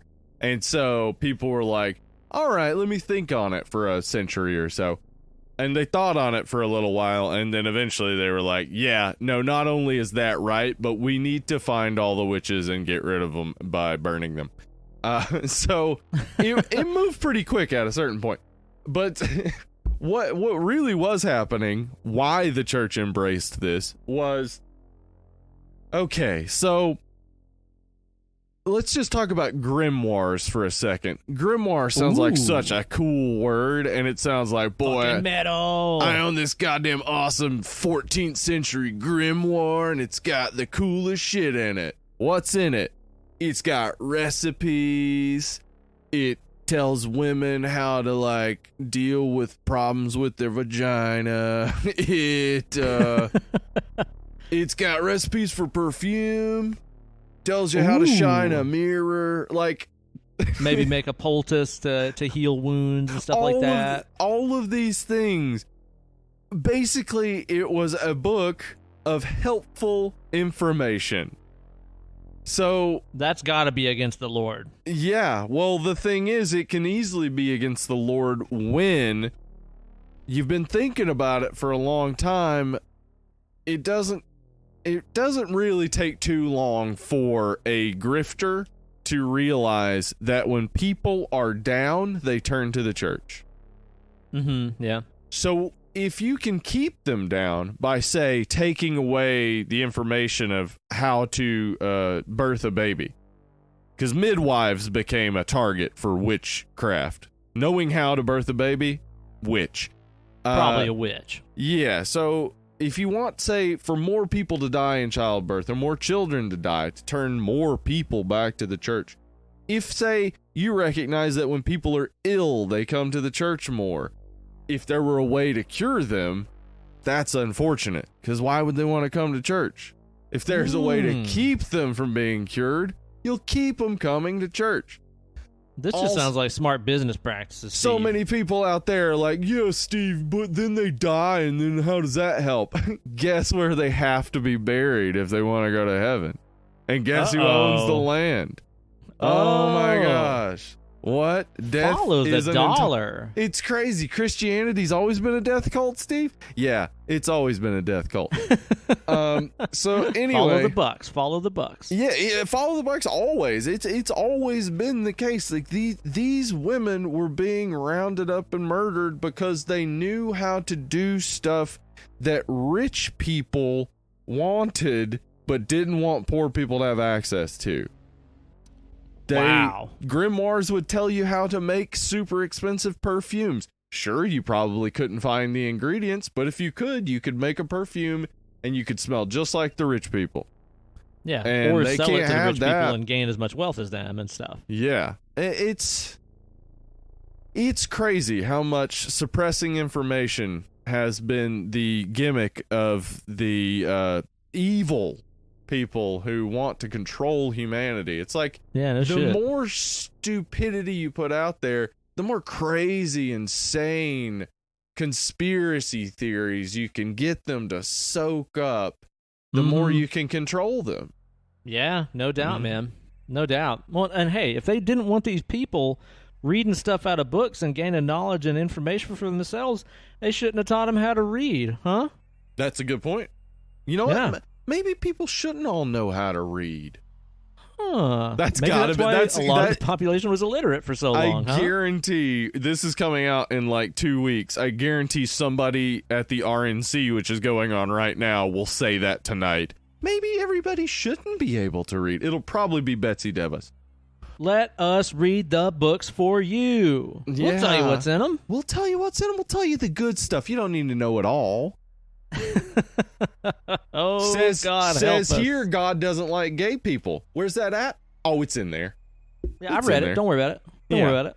I'll tell you about it. Don't worry. So Anyway, basically, kind of what you're getting at is this is all just, again, a ploy by the patriarchy to be like, women need men, god damn it. Yeah, and that's what this, I think that's what this movie is about, this movie is about a woman living outside of the patriarchy, and then Swinda represents the woman within the patriarchy that sees that freedom and instead of wanting it for herself wants to take it away. Yeah, sells her out, sells out her own kind. She wants to hurt the right people. Hey, she sounds like a real swindler, if you ask me, huh? Yeah, I did look that up because I was like, is that what they're going for with their name? Like, yeah. Because I looked up the name Swinda. It is a name, but I couldn't find a meaning for it. Anyway, maybe I think that might be what they were going for, though. Because that's what she is. Albrun, that name is important for a theory I have, and maybe the solidification that it is magic. Albrun means elf in Old High German, or supernatural being. Now, in German folklore around this time, elves, this is like pre-Christianization somewhat, or at least pre-radicalization of Christianization, especially for people in the hills. These elves were just considered like they existed, like alongside humans. They existed. They were, ill-intentioned or well-intentioned. That's just how elves are. You can't determine how they're going to be. They're just going to be in your life. Things are going to happen, and you have to, deal with that. So in this situation, it could be seen that perhaps Albrun's mother is an elf. She is an elf. Albrun herself is an elf, and her daughter is an elf. Oh. They're not witches at all. They're elves. But the name elf was already taken, so they couldn't use that. Yeah, so they went with Hagazussa. They were Hagazussa, like, the next logical step. Can't do elf, because everybody will be expecting a happy Christmas movie, and this is not a happy Christmas movie, though it does have It is a Christmas in movie. It is a Christmas movie, yeah. Yeah. That's funny, huh? I think it is possible, though, that Albrun is an elf, that and she, like, the way that they present her is like, she has this sort of maybe plainness to her, but she's also very striking. Like, she stands out. She looks otherworldly, I would say. So I think they kind of try to indicate maybe some way that she is an elf at least, and maybe her child is an elf. Maybe her mother wasn't. Maybe her mother was just a regular old lady who took in this elf. So yeah, maybe they're elves. Maybe Albrun's an elf. Maybe her daughter's an elf. I don't know, but I think that there's definitely some possibility there. But again, I think this is more about mental illness and social isolation and being othered for no real reason. Just like, you don't live in town. Because, like, remember, like, the part where Swinda starts talking to her about Christianity and she just seems confused at, like, what she's talking about. Yeah. Because, in town, Swinda is probably talking to people all the time about Christianity. It's a normal, everyday conversation in town. For Albrun, life is just life. Like, you just live it. You don't think about life after. You don't think about, what's good and what's bad. You just live life. And so, just survive. Yeah, and so this, like, presentation of, like, Christianity to her is so confusing and different than anything that she's ever experienced that she doesn't really take it in. And then just after that, Swinda takes her to, I'm gonna assume it's just some random guy and not her husband. I don't know, though. Maybe her husband, but takes him to this guy who she whispers to. Then the guy rapes Albrun. Yeah, while Swinda, like, sits there and seems quite content about the entire thing. Yeah, and real fucked up. It is real fucked up, but what I saw there is she like tells Albrun, she says something like, you stink or something. Yeah, like, I hate how you all It's smell, disgusting how like all of you stink. Your rotten stench. And I'm guessing she's talking about non-Christians. But then after that, she, like, cuddles next to her, and she seems to be, like, it seems like a vicarious thing where she is experiencing sex with this guy through Albrun because her religion doesn't allow it. But it's like she's projecting her desire onto Albrun, but then also projecting her morality by calling her dirty and telling her how gross she is. But she's also, like, embracing it and cuddling next to her. Like, I think the entire way that they framed those two together in that scene too was probably even to make it even more extra traumatic for Albrun, considering that earlier in the movie when her mom was, like, losing her mind. And she, like, she's snuggling with her little daughter and discovers that she started her period and stuff.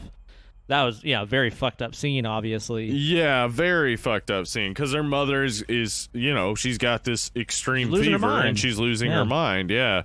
It's but the thing is, there's also that question there too, because she was hiding the period blood before that. Like, is her period what makes her mother go crazy? I got no idea. Honestly, that's one of those areas where I'm just like, I'm really not sure, because it's the kind of thing where, was she scared because she thought because she was becoming a woman, you know, her mother was going to sell her off to somebody in town? Like, I don't get anything that would indicate that.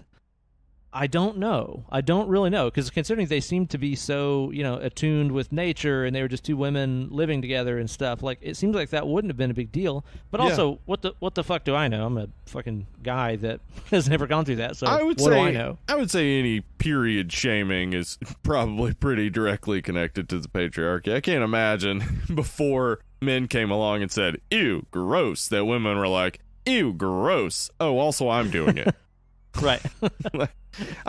I do think, though, I have a theory about this, and it goes back to something I talked about with Gretel and Hansel, and it is the three phases of womanhood here. Those are very represented in this movie, yeah. Yeah, you have like the child, the maiden, and the crone. And it seems to me that it's possible that when she goes from child to maiden by having her period, it makes the crone die.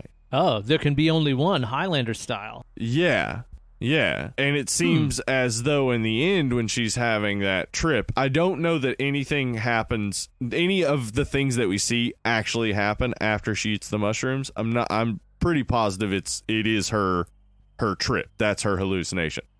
But if that does happen, if she does actually eat her baby in a stew after drowning it, then I think it's her recognizing that the baby is meant to replace her. And by killing the baby, she takes herself out of that system. She's removing herself from that consistent I'm assuming it would be a cycle that it just kept going on with this hill witch. I think, though, that she doesn't eat the baby. I think that entire hallucination is her working through, like, all of her rage and her desires and her, you know, just her desire to not have a screaming baby, to not have these responsibilities, and to not have to deal with these people. Like, I think her hallucination scene is really her working through some of her issues, and then, you know, the ending, she catches on fire. Like, that just seems like she's on fire. She did a lot of slam dunks in a row is what happened right there. Yeah that just seemed like, oh, to me that seemed like the obvious, like, oh, okay, so that was all hallucination, but it's not gonna bring us back to reality. It's gonna end on that. Like, that is the message.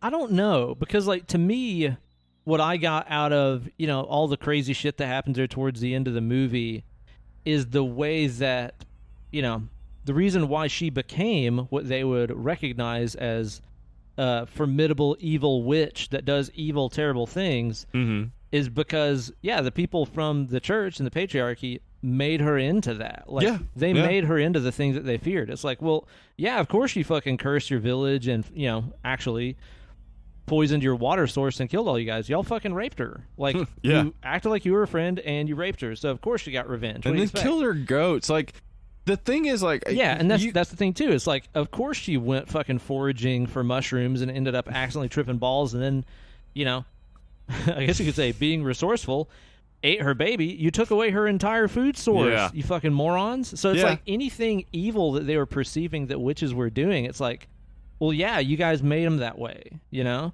Yeah. The projection and creation of evil, it's pretty common. It still happens. Yeah. Well, and even too, like, they found, it's like, oh my God, she's hoarding the skull of her mother in her house. It's like, well, yeah, the priest gave it to her. Yeah, he gave it back to her, I guess, because he didn't want to keep a witch skull with the Christian skulls. Yeah. Like, that's kind of what he was indicating. So yeah, because that was it's not even her ossuary. Fault. Yeah. So that's what I got out of it, is they created any witch? image Yeah. of witchcraft that they were, persecuting. Yeah, that's a good takeaway. I think you're. Yeah, I also like too definitely. that it shows how fucking creepy, medieval Christians are. Yes. Where it's like, again, well, like she and her mom, they haven't they're changed much. No, but it definitely does show us like her and her mom. It's just like, oh, they're just basically fucking hippies that live on the hill and have goats and live off the land and shit. They just seem to be nice and happy. Yeah, because like even like at the first of the movie where they're out in the snow and stuff, and then there's the two like women from the church. They're the ones wearing all black, like they look like witches. They're the ones not smiling. Yeah, exactly. And then of course the priest in the ossuary with just like fucking skulls and bones, and there's an altar. It's like that looks like witchcraft to me. Yeah, I'm yes, exactly. I'm pretty sure that's part of the message of this. Is, as I said, is that Christianity is a death cult. Christianity's weird. This isn't weird. They're just happy. They're just living life. Like, what? How is this the problem? Like, you guys are the weirdos.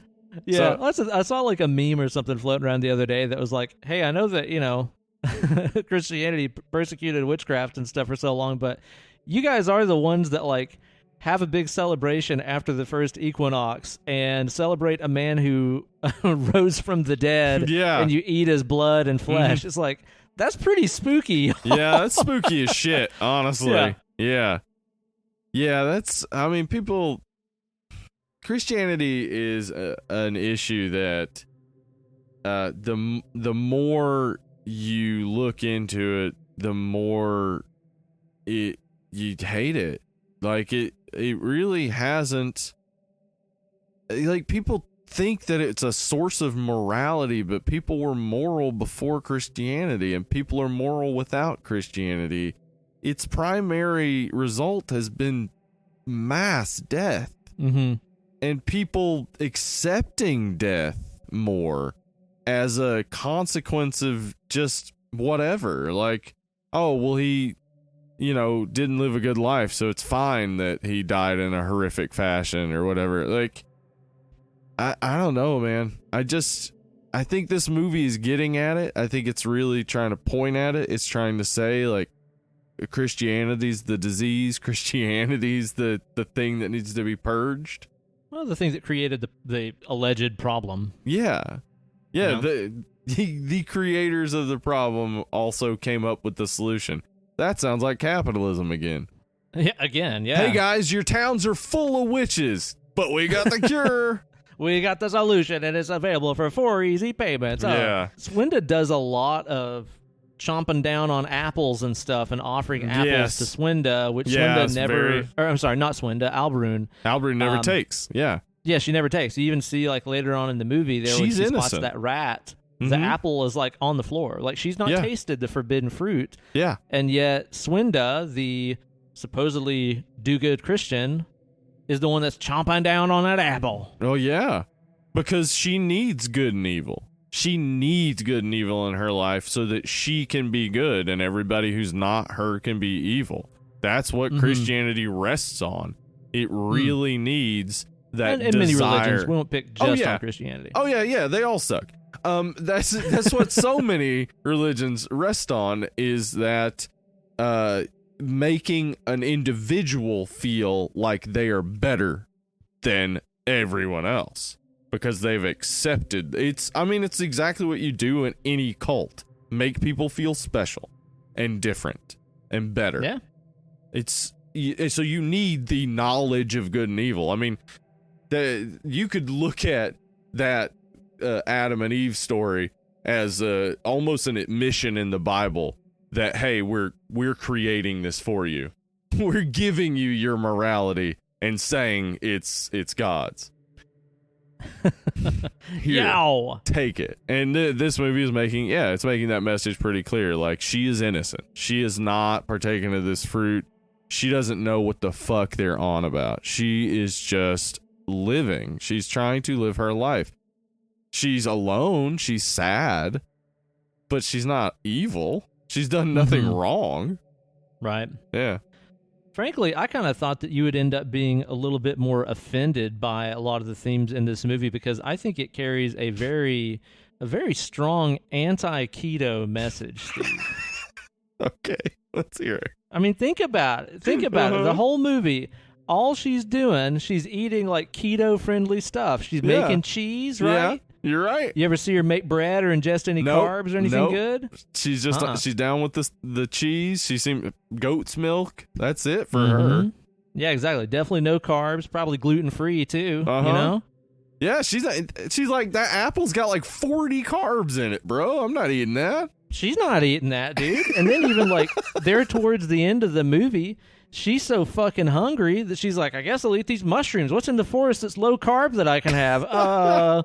Fuck, mushrooms. I guess I'll eat these. Yeah. And then what she do? She goes so fucking keto, she eats her own baby, Steve. Yeah, it's like, you know what? I'm not eating that apple. I'm eating his baby. That's right. And then baby stew. And then by the end of the movie, her metabolism is so out of control from eating nothing but protein and laying off the carbs, she fucking bursts into flames, Steve. Yes. Okay. Yeah. Never mind everything I've said up to this point. This movie's about keto. Yeah. She reached ultimate keto enlightenment when you burst into flames. That's when you know you've reached max ketosis. You're on fire. Look at this Paints a very bad picture of keto, Steve. It does. It's true. It's a good point. And keto is tied to witchcraft, I'm sure, right? Oh, yeah, definitely. And I'll tell you what, too. This movie was also tied to a very little-known promotional campaign that they were going to run to help advertise this movie, but it never really quite took off. They actually had a partnership with Quiznos. Did you hear about this? Let me hear. I had not. They had a partnership with Quiznos, and the idea is with the release of the movie in the States, they would also be releasing the Hagazussa sub available at all Quiznos locations, which featured goat cheese, mushrooms, and baby back ribs.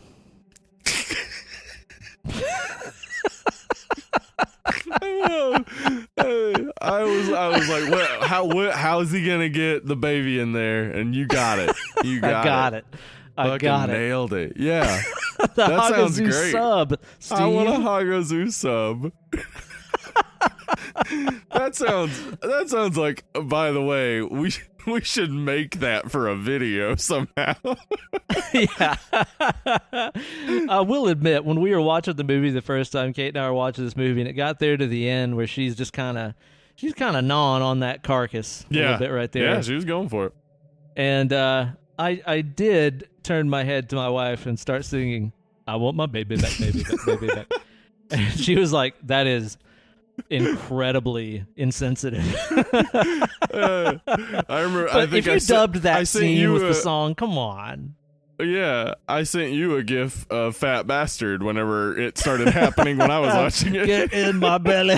I don't know why this movie that was so like perfectly tense and atmospheric and everything, just in that moment it was like, Fat Bastard. It's because we're fucked up, Steve. It's because we're fucked up. Oh man. So yeah, this movie though, I'm telling you, dude, I really like. I could see that for sure. Say movies you would compare it to, like The Witch, or even Gretel and Hansel, I think are more of a story and more like, you know, something you can follow. They got a lot more forward momentum. Yeah, I'll tell you that. A lot more forward momentum, a lot more characters, a lot more stuff going on. But this movie, for me, really worked despite not having all that. But I think you're right that it is going to be, it's going to be a polarized, reception no matter what, depending on how much you can connect to the context and how much you can connect to the character and how empathetic you can be with the character. And even then it's not exactly ever scary. Mm-hmm. Well, that's kind of the thing, man. Just is like tense. Even with the empathy factor and stuff, there was a lot of the movie where I was on board and I was just like, God damn, man, just leave this woman alone. She's not doing anything wrong. Yeah. And then I think, okay, there's all this stuff where it's just like, it's really showing us that the church created the problem themselves, like we were talking about. But then at the end, like, when she is just like, the job is done. I will now trip balls. Whoops, drowned a baby. I'm going to eat it now. Like, doesn't that just take about like 30 steps backwards? For her cause and her character, it seems to. So I think in the end it might be a combination of what you were saying and what I was saying. That in the end it does seem to be like she goes through the process of becoming everything they feared, but I think that may be the hallucination. Like, that is what she's processing, is maybe this is what she's been pushed to. But the catching on fire at the end is the part that makes me like, that's what makes me say that it seems almost like the ending can't be real, because that is just magic. Like, that's just like magic in a movie that hasn't had magic at all up to this point. So, and how come she gets the milky eyes too? Yeah, she gets like Gollum eyes. What's going on there? Yeah, so I don't know. Like, yeah, that bit at the end, it's just suddenly she's like blind, she's on fire. Like, yeah, I can't see how that would be the reality of the movie that had been so grounded up to that point.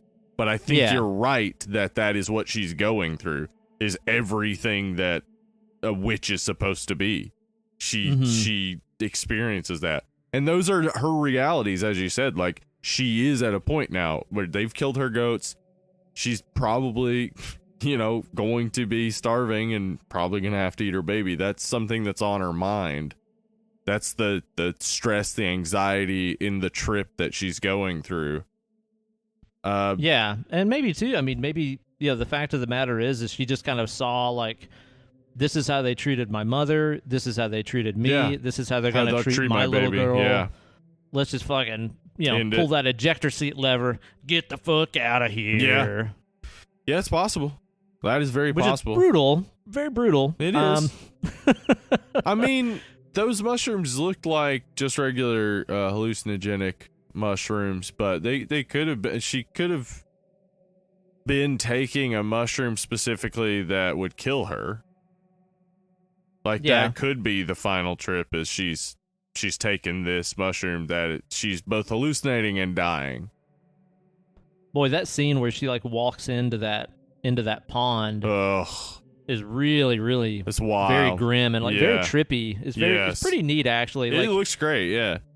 Her walking out onto that like algae covered pond that just looks fucking disgusting. Yes, it does. And as I was watching it again last night, I started realizing that, like, she goes out into the water, she undoes her, like, baby strap, the baby stops crying, and then, like, she goes into the water, and you see these, like, shots of her face, like, in the water and stuff, and I realized, like, oh, that's from the baby's point of view. Yeah. Because it's just like this, it's almost like the camera is descending into the pond, and there's all this just, like, like muck and debris that's being like pushed around from the bottom of the pond floor and stuff. Really, really cool. Just really grim and nasty looking. It is. Yeah, I just kind of realized like, oh, those shots are from the baby's perspective. Yeah. That's fucked up, man. Yes, it is. And what's with the weird, like, at the end of that scene, there's like little spurts of blood, like in the pond? I think I didn't really understand what that was. I think that was supposed to be indicating drowning. You'd have petechial hemorrhaging, and your basically your blood would become acidic, start to burn in your brain and shit. Ugh. Yeah. So I think that was supposed to mimic in some ways the experience. In my head, I was like, I wasn't sure if that's what it was going for, or if it was trying to show us like the new, possibly the new life growing in her womb from when she was raped or something. I didn't know if it was that, because like all those little like pieces of debris and stuff kind of looked like little blood vessels and stuff forming. Yeah, that's what I was thinking. Is that they were supposed to be the blood vessels in the eyes, basically hemorrhaging. Oh, okay. Yeah, that would make sense too. That would definitely make sense too. Yeah, but that scene is really well like constructed, but also very, very well fits into a trip scene because it's like, I am not positive what's happening, but it looks cool. They did some very subtle stuff with the trippy scenes. I mean, you could kind of compare it to some of the things that we saw in Midsummer, where there's just like kind of this weird, Yeah, like that old screensaver that we used to have on like Windows computers with the ball rolling around under the wallpaper. Kind of warp the picture behind it. Yeah. Is that like similar to what a mushroom type trip would be doing to you? Because I've never done shrooms or anything. Okay, so I'm glad you asked this, Ben, because all right. As I said in Midsummer, I think they did a really good job of portraying a mushroom trip.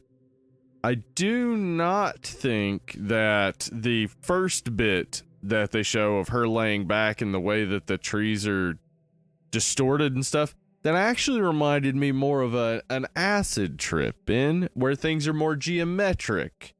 Okay. And so while watching this, I actually had to pause this movie and listen to some electronic music because my brain was thinking about the ways in which a mushroom trip and an acid trip are different. And I was really getting into the description in my head of why they're different. And then I was like, I need to hear some dance music. Man, you guys, anybody want a massage?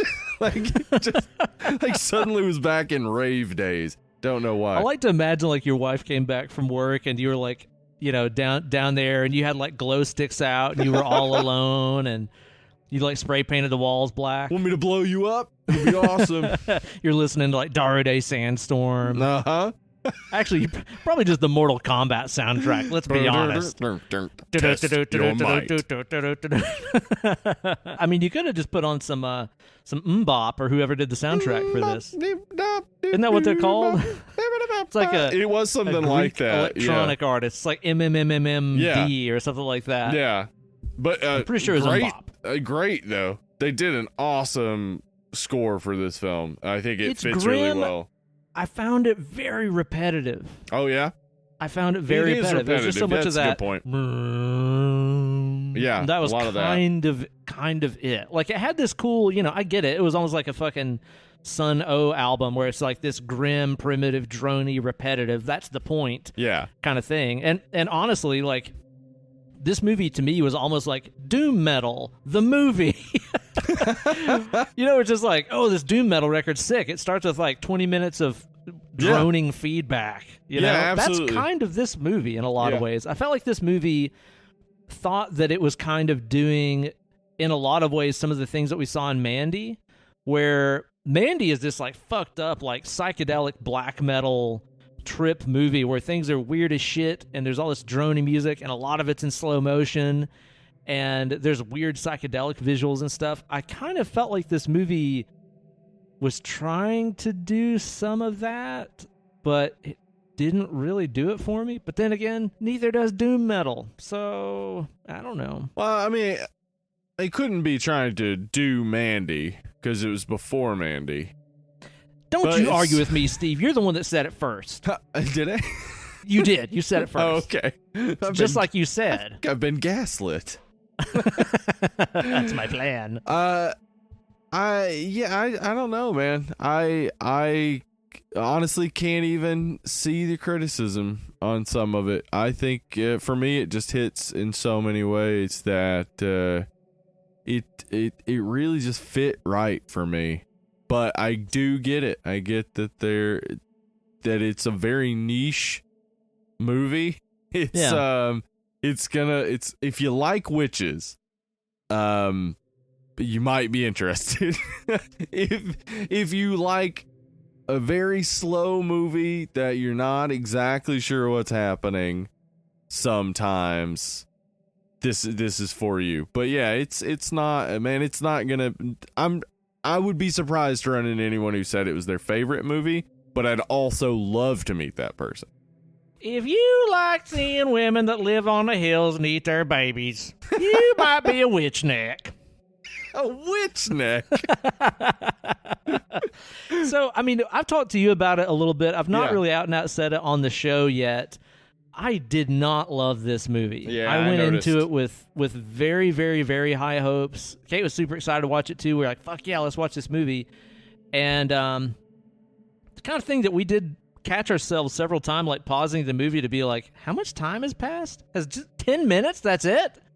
You know? And then even like towards the end of the movie, whenever some crazy shit starts happening, and you know, it's like one of us had to hit pause to hit a bathroom break or something like that. And it's just like, oh, there's like 10 minutes left in this.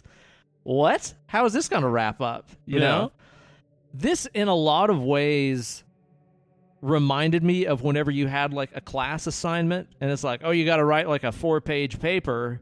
And you're like, how big can I make the font? I wrote my paper, but it's only 2 pages. So let's increase the spacing, double spaced. Let's make the font size bigger.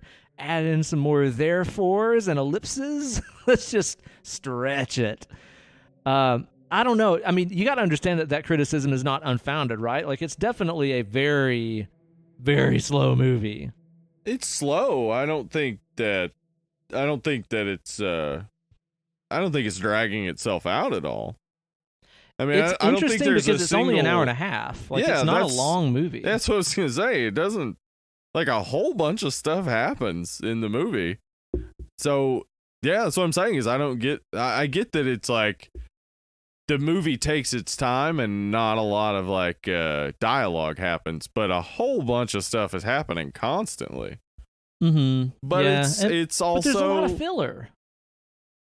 Like, there was a point like midway through the movie where we reached a point where we're like, what's it gonna show next? Mountains or goats? And it was like, mountains? I'm betting mountains. Mountains again. But that just gives the impression that there's a long static shot of a mountain. There's not. Like those are just like quick cuts. It's not just sitting on a mountain. It sits long on human scenes, but it doesn't sit long on just random shots. Yeah, I don't know. I mean, there's a lot of shots in there of just like, yeah, like watching her facial expressions and watching her go through stuff where it's like, okay, I get it. I get what she's thinking right now, and it's just like, and now we're going to watch 30 more seconds of this, of reading her face. Okay, I got it. Still got it. Mountains. I don't know, like, I love slow movies is the thing. Like, I love those flicks that really do just kind of, like, take their time with you. But I don't know, there's something about the pacing in this where I was just like, I fucking get it. Let's go. You know, let's move on a little bit. I watched it twice. I thought maybe I was just in the wrong mood the first time that I watched it. Watched it again last night, and it still kind of had the same effect, where I was just like, this really kind of needs to move on. It feels like there's kind of a lot of filler in this. Although I will say, like, it's one of those movies where there are a lot of set pieces in it that are very, very memorable, that stand out in my mind. I mean, the pond scene, the rape scene was really crazy. And I'll say also too, like, I think in terms of a rape scene, well done. I don't think it felt very, I don't know, exploitive, if that makes sense. Yeah, there's nothing sexual about it. Yeah, exactly. It's a violent act, but it's also not like, yeah, it's not reveling in the violence or anything. Yeah. Yeah. So, but, you know, it's like there's a lot of set pieces and stuff in the movie that do stand out in my mind, but then there's just kind of vast swaths of the movie that I'm like, that could have been cut. Like, I feel like you could watch this movie at 1.5 speed on your DVD player and have no net difference, other than it wouldn't have taken as long. It's weird because I really expected to love it, because, again, from all the descriptions, this sounds totally right up my alley. Mm-hmm. But I don't know, man. And the thing about it is, too, that struck me going into it is, like, according to the trailers and a lot of the other reviews and stuff that I read, it was touted as being this, like, very strong feminist movie. Yeah. But the thing is like, if you go online and you read the reviews and stuff of everybody saying it's a feminist movie, those are all reviews written by dudes, and the movie was written by a dude. Like, I haven't found any, like, reviews by female film critics being like, this is a woman powerhouse movie. Like, I feel like The Witch did a lot of things very well for being a very pro-woman, a very strong feminist movie. I didn't get that from this, man. I mean, like I said, it's like they reached a point in the movie where, you know, after all the terrible shit happens and she gets her revenge by, like, poisoning the well and stuff, where I was like, oh, okay, now I get it. This is kind of like a I Spit on Your Grave, like, rape revenge kind of movie. Got it. Right. And then it's like, and then she's gonna kill her own baby. And I'm like, oh, no. You just kind of deleted all of the hard work that she just did in the name of, like, I'm a woman, I can live on my own. Fuck you guys. I just felt like that was a lot of steps backwards in terms of a feminist message here. Well, I would say it doesn't have a feminist message. It's not. I don't think it's trying to say something feminist. I think it's trying to draw you into a woman's head. It's trying I'll to. say too, it is anti-patriarchy. Yeah. In a lot of ways, but that doesn't necessarily make it feminist. I mean, sure. I don't know. I don't know of much anti-patriarchy, anti-feminist stuff. Like it kind of, if it's anti-patriarchy, everything. It bleeds into feminism. But yeah, you're right. It's not necessarily. But I think it's not about having a big message at the end. It's about drawing someone into that hopelessness and that feeling of not having any power in the world, like being absolutely powerless. And the people who are closest to you, who come to you with, smiling faces, could be just as much an agent of this patriarchal society as anyone else. So you can't even trust other women. Like, I think it really is painting a picture of how lonely and terrible this feeling can be for women, which I can see why, as a guy having written it and a bunch of guys coming and saying it's a feminist message, is that the movie is effective in getting guys to feel that perspective and to get it. But yeah, it's not saying something in the end. It's not saying anything out loud. It's basically just like, here's a portrait of how bad it can be. And if that makes some guys watch it and go like, oh shit, I get it now, then good. That's a positive. That's a net gain. I think it would be hard to watch this movie and get the anti-woman message. So at the very least, it's not gonna give you a negative feeling of women. And if it hits with you, it is going to hopefully pull you into this character and make you feel like that powerlessness and desire for that system to be destroyed.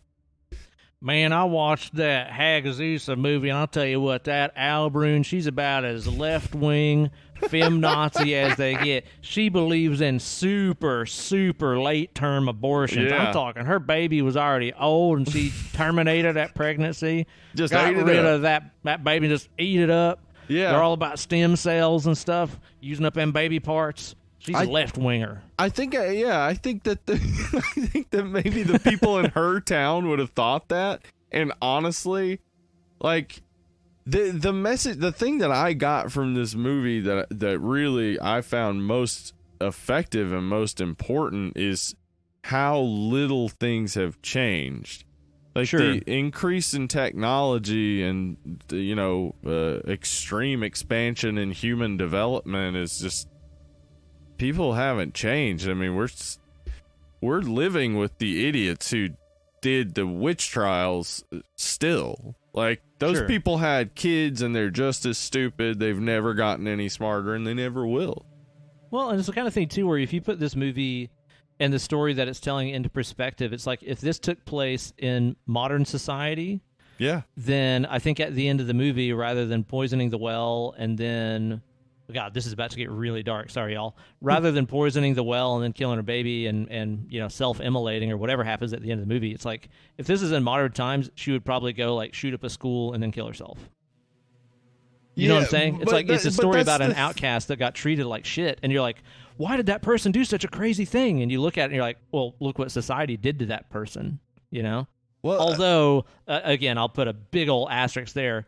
A lot of the fucking stupid ass shooters and stuff lately have just been right wing fucking white supremacist pieces of shit. Well, they've always not related. Been that. I mean, the Columbine kids were that as well. Yeah. But you know what I mean? It's just kind of like saying, it's like the outcast, the others in society that people treat like shit and then wonder why they do crazy things. It's like, well, fucking look what you did to them. Yeah. Yeah, I mean, I think that this movie definitely gives a good bit of insight into that. But I mean, also, she doesn't actually poison a well. She poisons one place where 2 people get water and those people die. Yeah, true. Like, she doesn't kill the whole town. That's true. She kills the 2 people who did something to her. Right. That makes sense. So, and you know, if she does eat her baby in the end, it really is just an act of absolute desperation. Like, she's gonna die of starvation. There's nothing to eat. Yeah. It's not a message at the end of like, this is getting revenge, as much of this would be the result. Like, if this were to happen, this would be the logical conclusion of this story. Yeah. Well, and kind of too, like, going back to the thing that you said about things have never, things haven't changed as far as the way that things are portrayed in this. It's like, that also goes for just that one random jab at the Jews that's in the middle of the movie where Swinda is just like, yeah, about them Jews, am I right? And it's like, wow. Yeah. They've always been treated like shit. Yeah, well, she's talking about them in the same context as heathens. It's basically the way Christians throughout Europe treated Jewish people and treated anybody who wasn't the right religion. Like, I mean, people it's just a constant source of frustration for me that here in America, evangelicals have gotten together so hard that they forget how much they disagree with each other, and that when if they don't have us to argue with, they're going to be arguing with each other, and they'll kill each other. Yeah, that shit'll fall apart fast. Yeah. So they should be thankful they have all us irreligious people to argue with, because we've brought them together and stopped them from killing each other for at least a little bit. That's true. Give them a good constructive hobby. Yeah, I don't know. I get it that people like this movie. I also think that my opinion is valid in that it is very slow. I mean, it's like if you read a lot of reviews of this movie, that's what everybody says. Yeah. It's totally one or the other. It's like, people are like, it is a brooding, slow kettle descent into madness and doom and all that kind of stuff, like atmospheric. Same things that I say about The Witch, I get that you could get that out of it.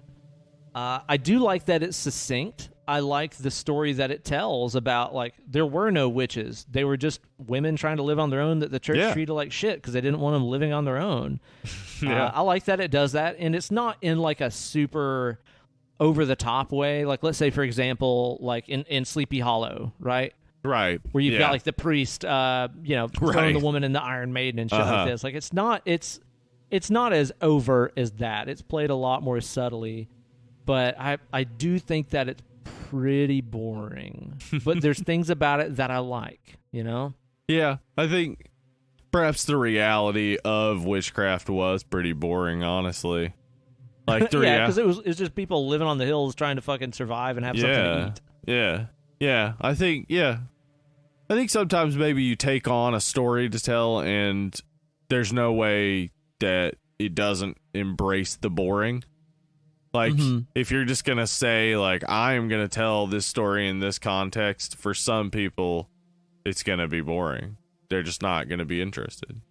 It's going to be slow. It's just going to, like, if you just, there really isn't a lot to grab onto without, already knowing context about, like, witchcraft in Europe and stuff like that. There's not much of any exposition or anything. So yeah, it's hard. It's I get it. I get the opposing views for sure.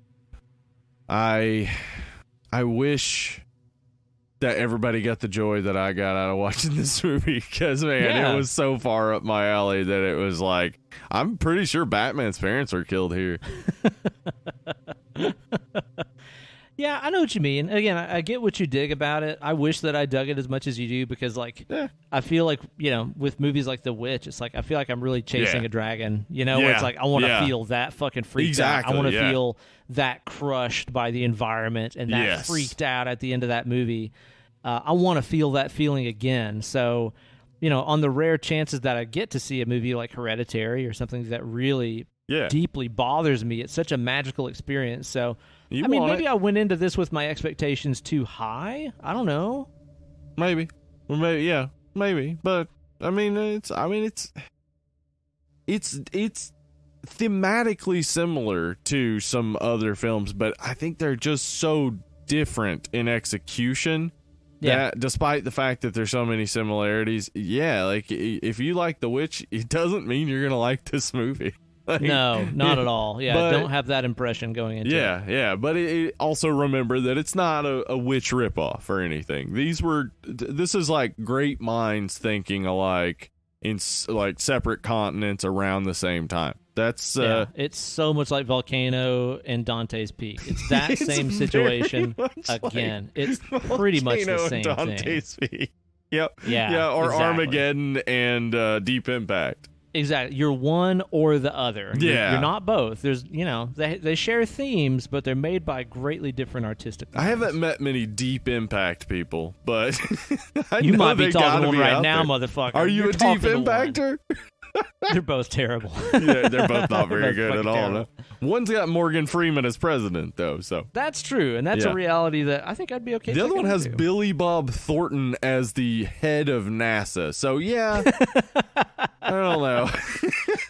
Advantages, disadvantages. You know. All right. You got anything else you want to point out about this flick, or do you want to rate this thing and get the fuck out? Let's get to it.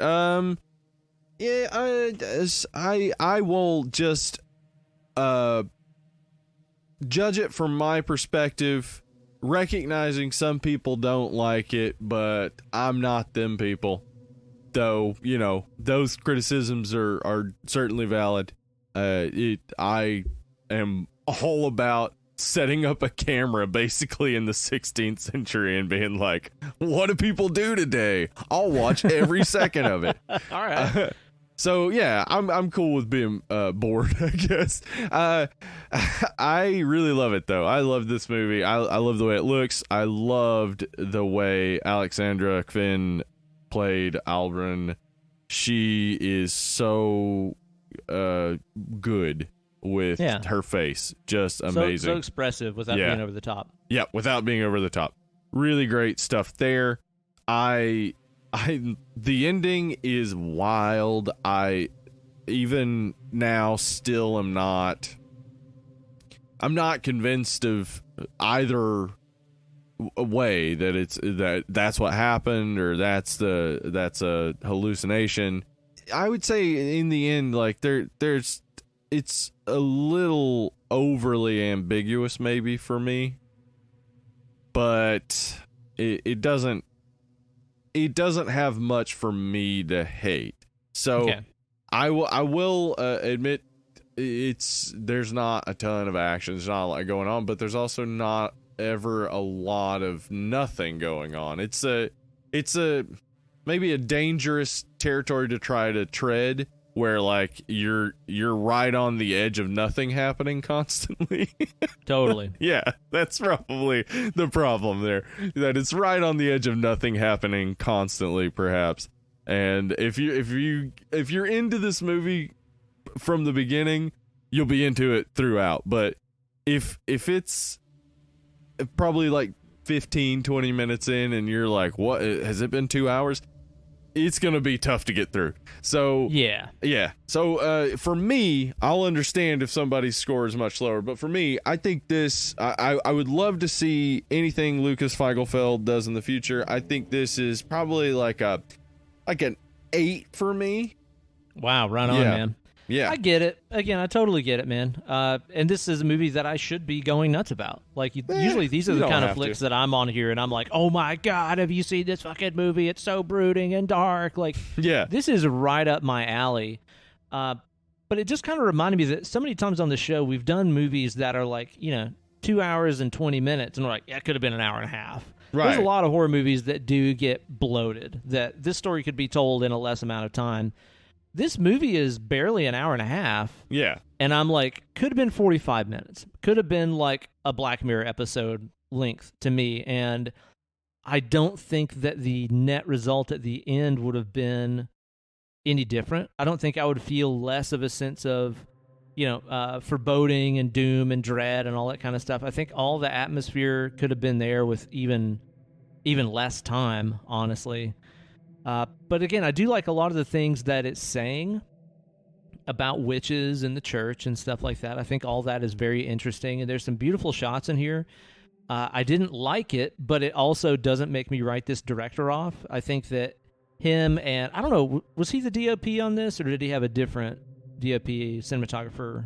I don't know. There wasn't a ton of information, but I think he did basically the majority of stuff. So yeah, I think he was probably setting up his own shots and things. Yeah. Well, if he did it, he's got a great eye. Yeah. If he didn't do it, then he knows how to hire people with great eyes. Yeah, good call. It's the kind of thing where I'm like, I would be interested to see what he does next. I think that as it is a bit like fart sniffy. It is a bit like, let's just hold this note for another minute, guys. Like doom metal, you know what I mean? Where I'm like, okay, I'm not that stoned, you know. I am. I like a lot of yeah. I like a lot about it. I like what it says about outsiders and stuff, and people just trying to live their own life and society not accepting that.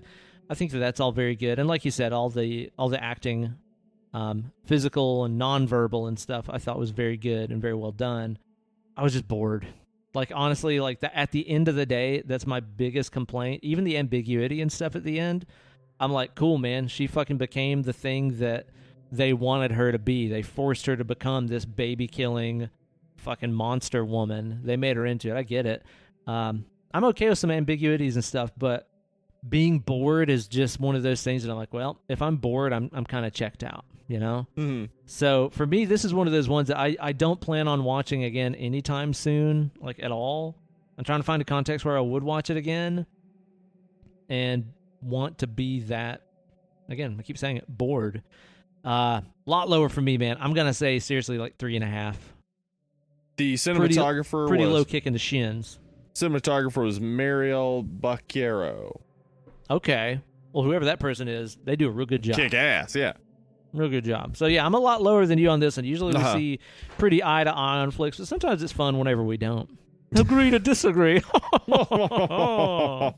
Yeah. So, Ben, what we doing next week? On next week's show, we're going to be doing another flick that come out real recent like that I've been dying to watch. I'm kind of glad that I ended up not watching it because now I can watch it more closely. We're going to be seeing ourselves a little Elijah Wood action. So we're going to be talking about Come to Daddy. Come to Daddy. I've heard a lot of good things about this. I've heard it's crazy nutty. It seems like Elijah Wood is just choosing to do fucking weird movies. Same as Daniel Radcliffe, where they're just like, I don't know, I'll do fucking weird stuff. I was like a fantasy icon. Now I'll just do whatever the fuck I want. Yeah, it's great. I love that they're doing it. I didn't really talk about it on the Faculty episode, but I'll get to talk about it on Come to Daddy. Look at Elijah Wood's IMDb and look at his producing credits he's been doing recently. Oh, yeah, he's been cool stuff. Yeah, a lot of cool stuff. Cannot wait to talk more. This year, we just did the Faculty. We're gonna do Come to Daddy, and then we're gonna do Two Towers. Elijah Wood in 3 Dead and Lovely movies in 1 year. I mean, count me in. He's gonna be psyched. I know he loves the show. I know he does. Maybe we get to The Good Son in there too. Maybe throw that in. Oh yeah, that's a good one. Yeah, play a little Mr. Highway, right?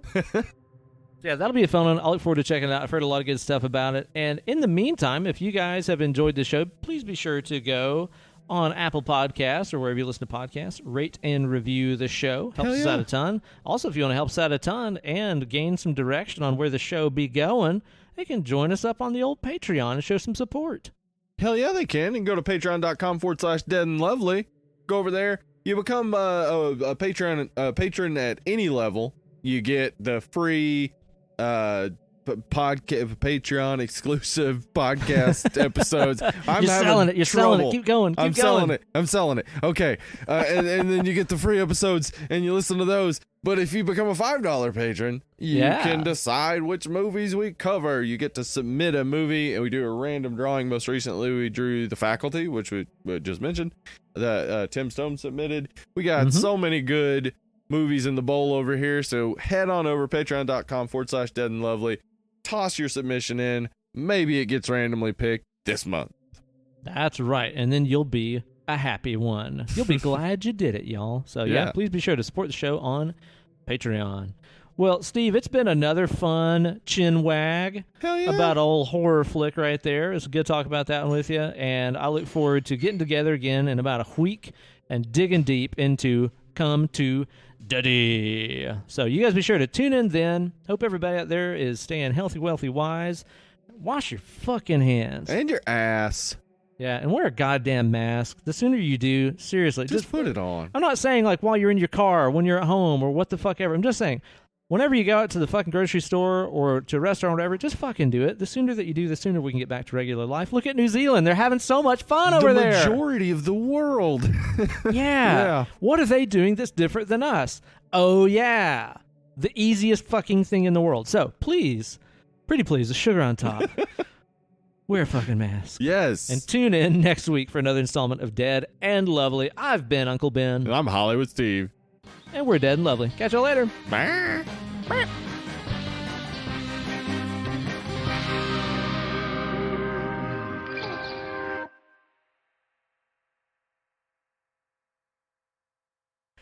So I had a pretty intense, like, legitimate moment of, like, dog owner guilt this week. I feel really bad about. So, like, a lot of you guys know Zora, our big old dog there, had surgery to repair her torn ACL, right? Mm-hmm. And she had, you know, like a prescription of painkillers and stuff that she was on there for a couple of weeks, but they just started, like, running out, right? Okay. And as a result of her, you know, running out of pain medication, opioids that she had been on, she's kind of like been having withdrawals a little bit. Oh, poor little girl. But I didn't figure this out at first. So it was the kind of thing where it's like for a couple nights in a row, she was just like on and off the bed all night, couldn't get comfortable, would like whine, would, you know, changing positions, all that kind of stuff. And I'm like getting mad at her and everything. I'm like, damn it, Zora, like fucking, you know, chill out. Can't you go through withdrawals quieter? Yeah. And then it was like the next day, I was like, oh, she's like kicking the habit right now. Oh, man. I started thinking about us just having this like big 100-pound drug addicted dog loafing around the house trying to kick the habit. And I thought that was funny. And then I was like, wait, I'm the one that made my dog a junkie. Oh, man. Because if you think about it, like dogs are like so naturally straight edge as it is, to where like if they even remotely suspect there might be a pill in her bowl of food, she's like, I'm not touching it. I'm drug free. There's drugs in out of here. Yeah, now I'm like, I've been sneaking drugs into her food. I'm like her pusher or something. Oh, man. I feel bad about it, man. Every dog is naturally a drug dog. They're all just like, oh, no, that's drugs. No, get that out of here. I'm going to tell an adult. So now I'm going to write my novella. I made my dog addicted to crack.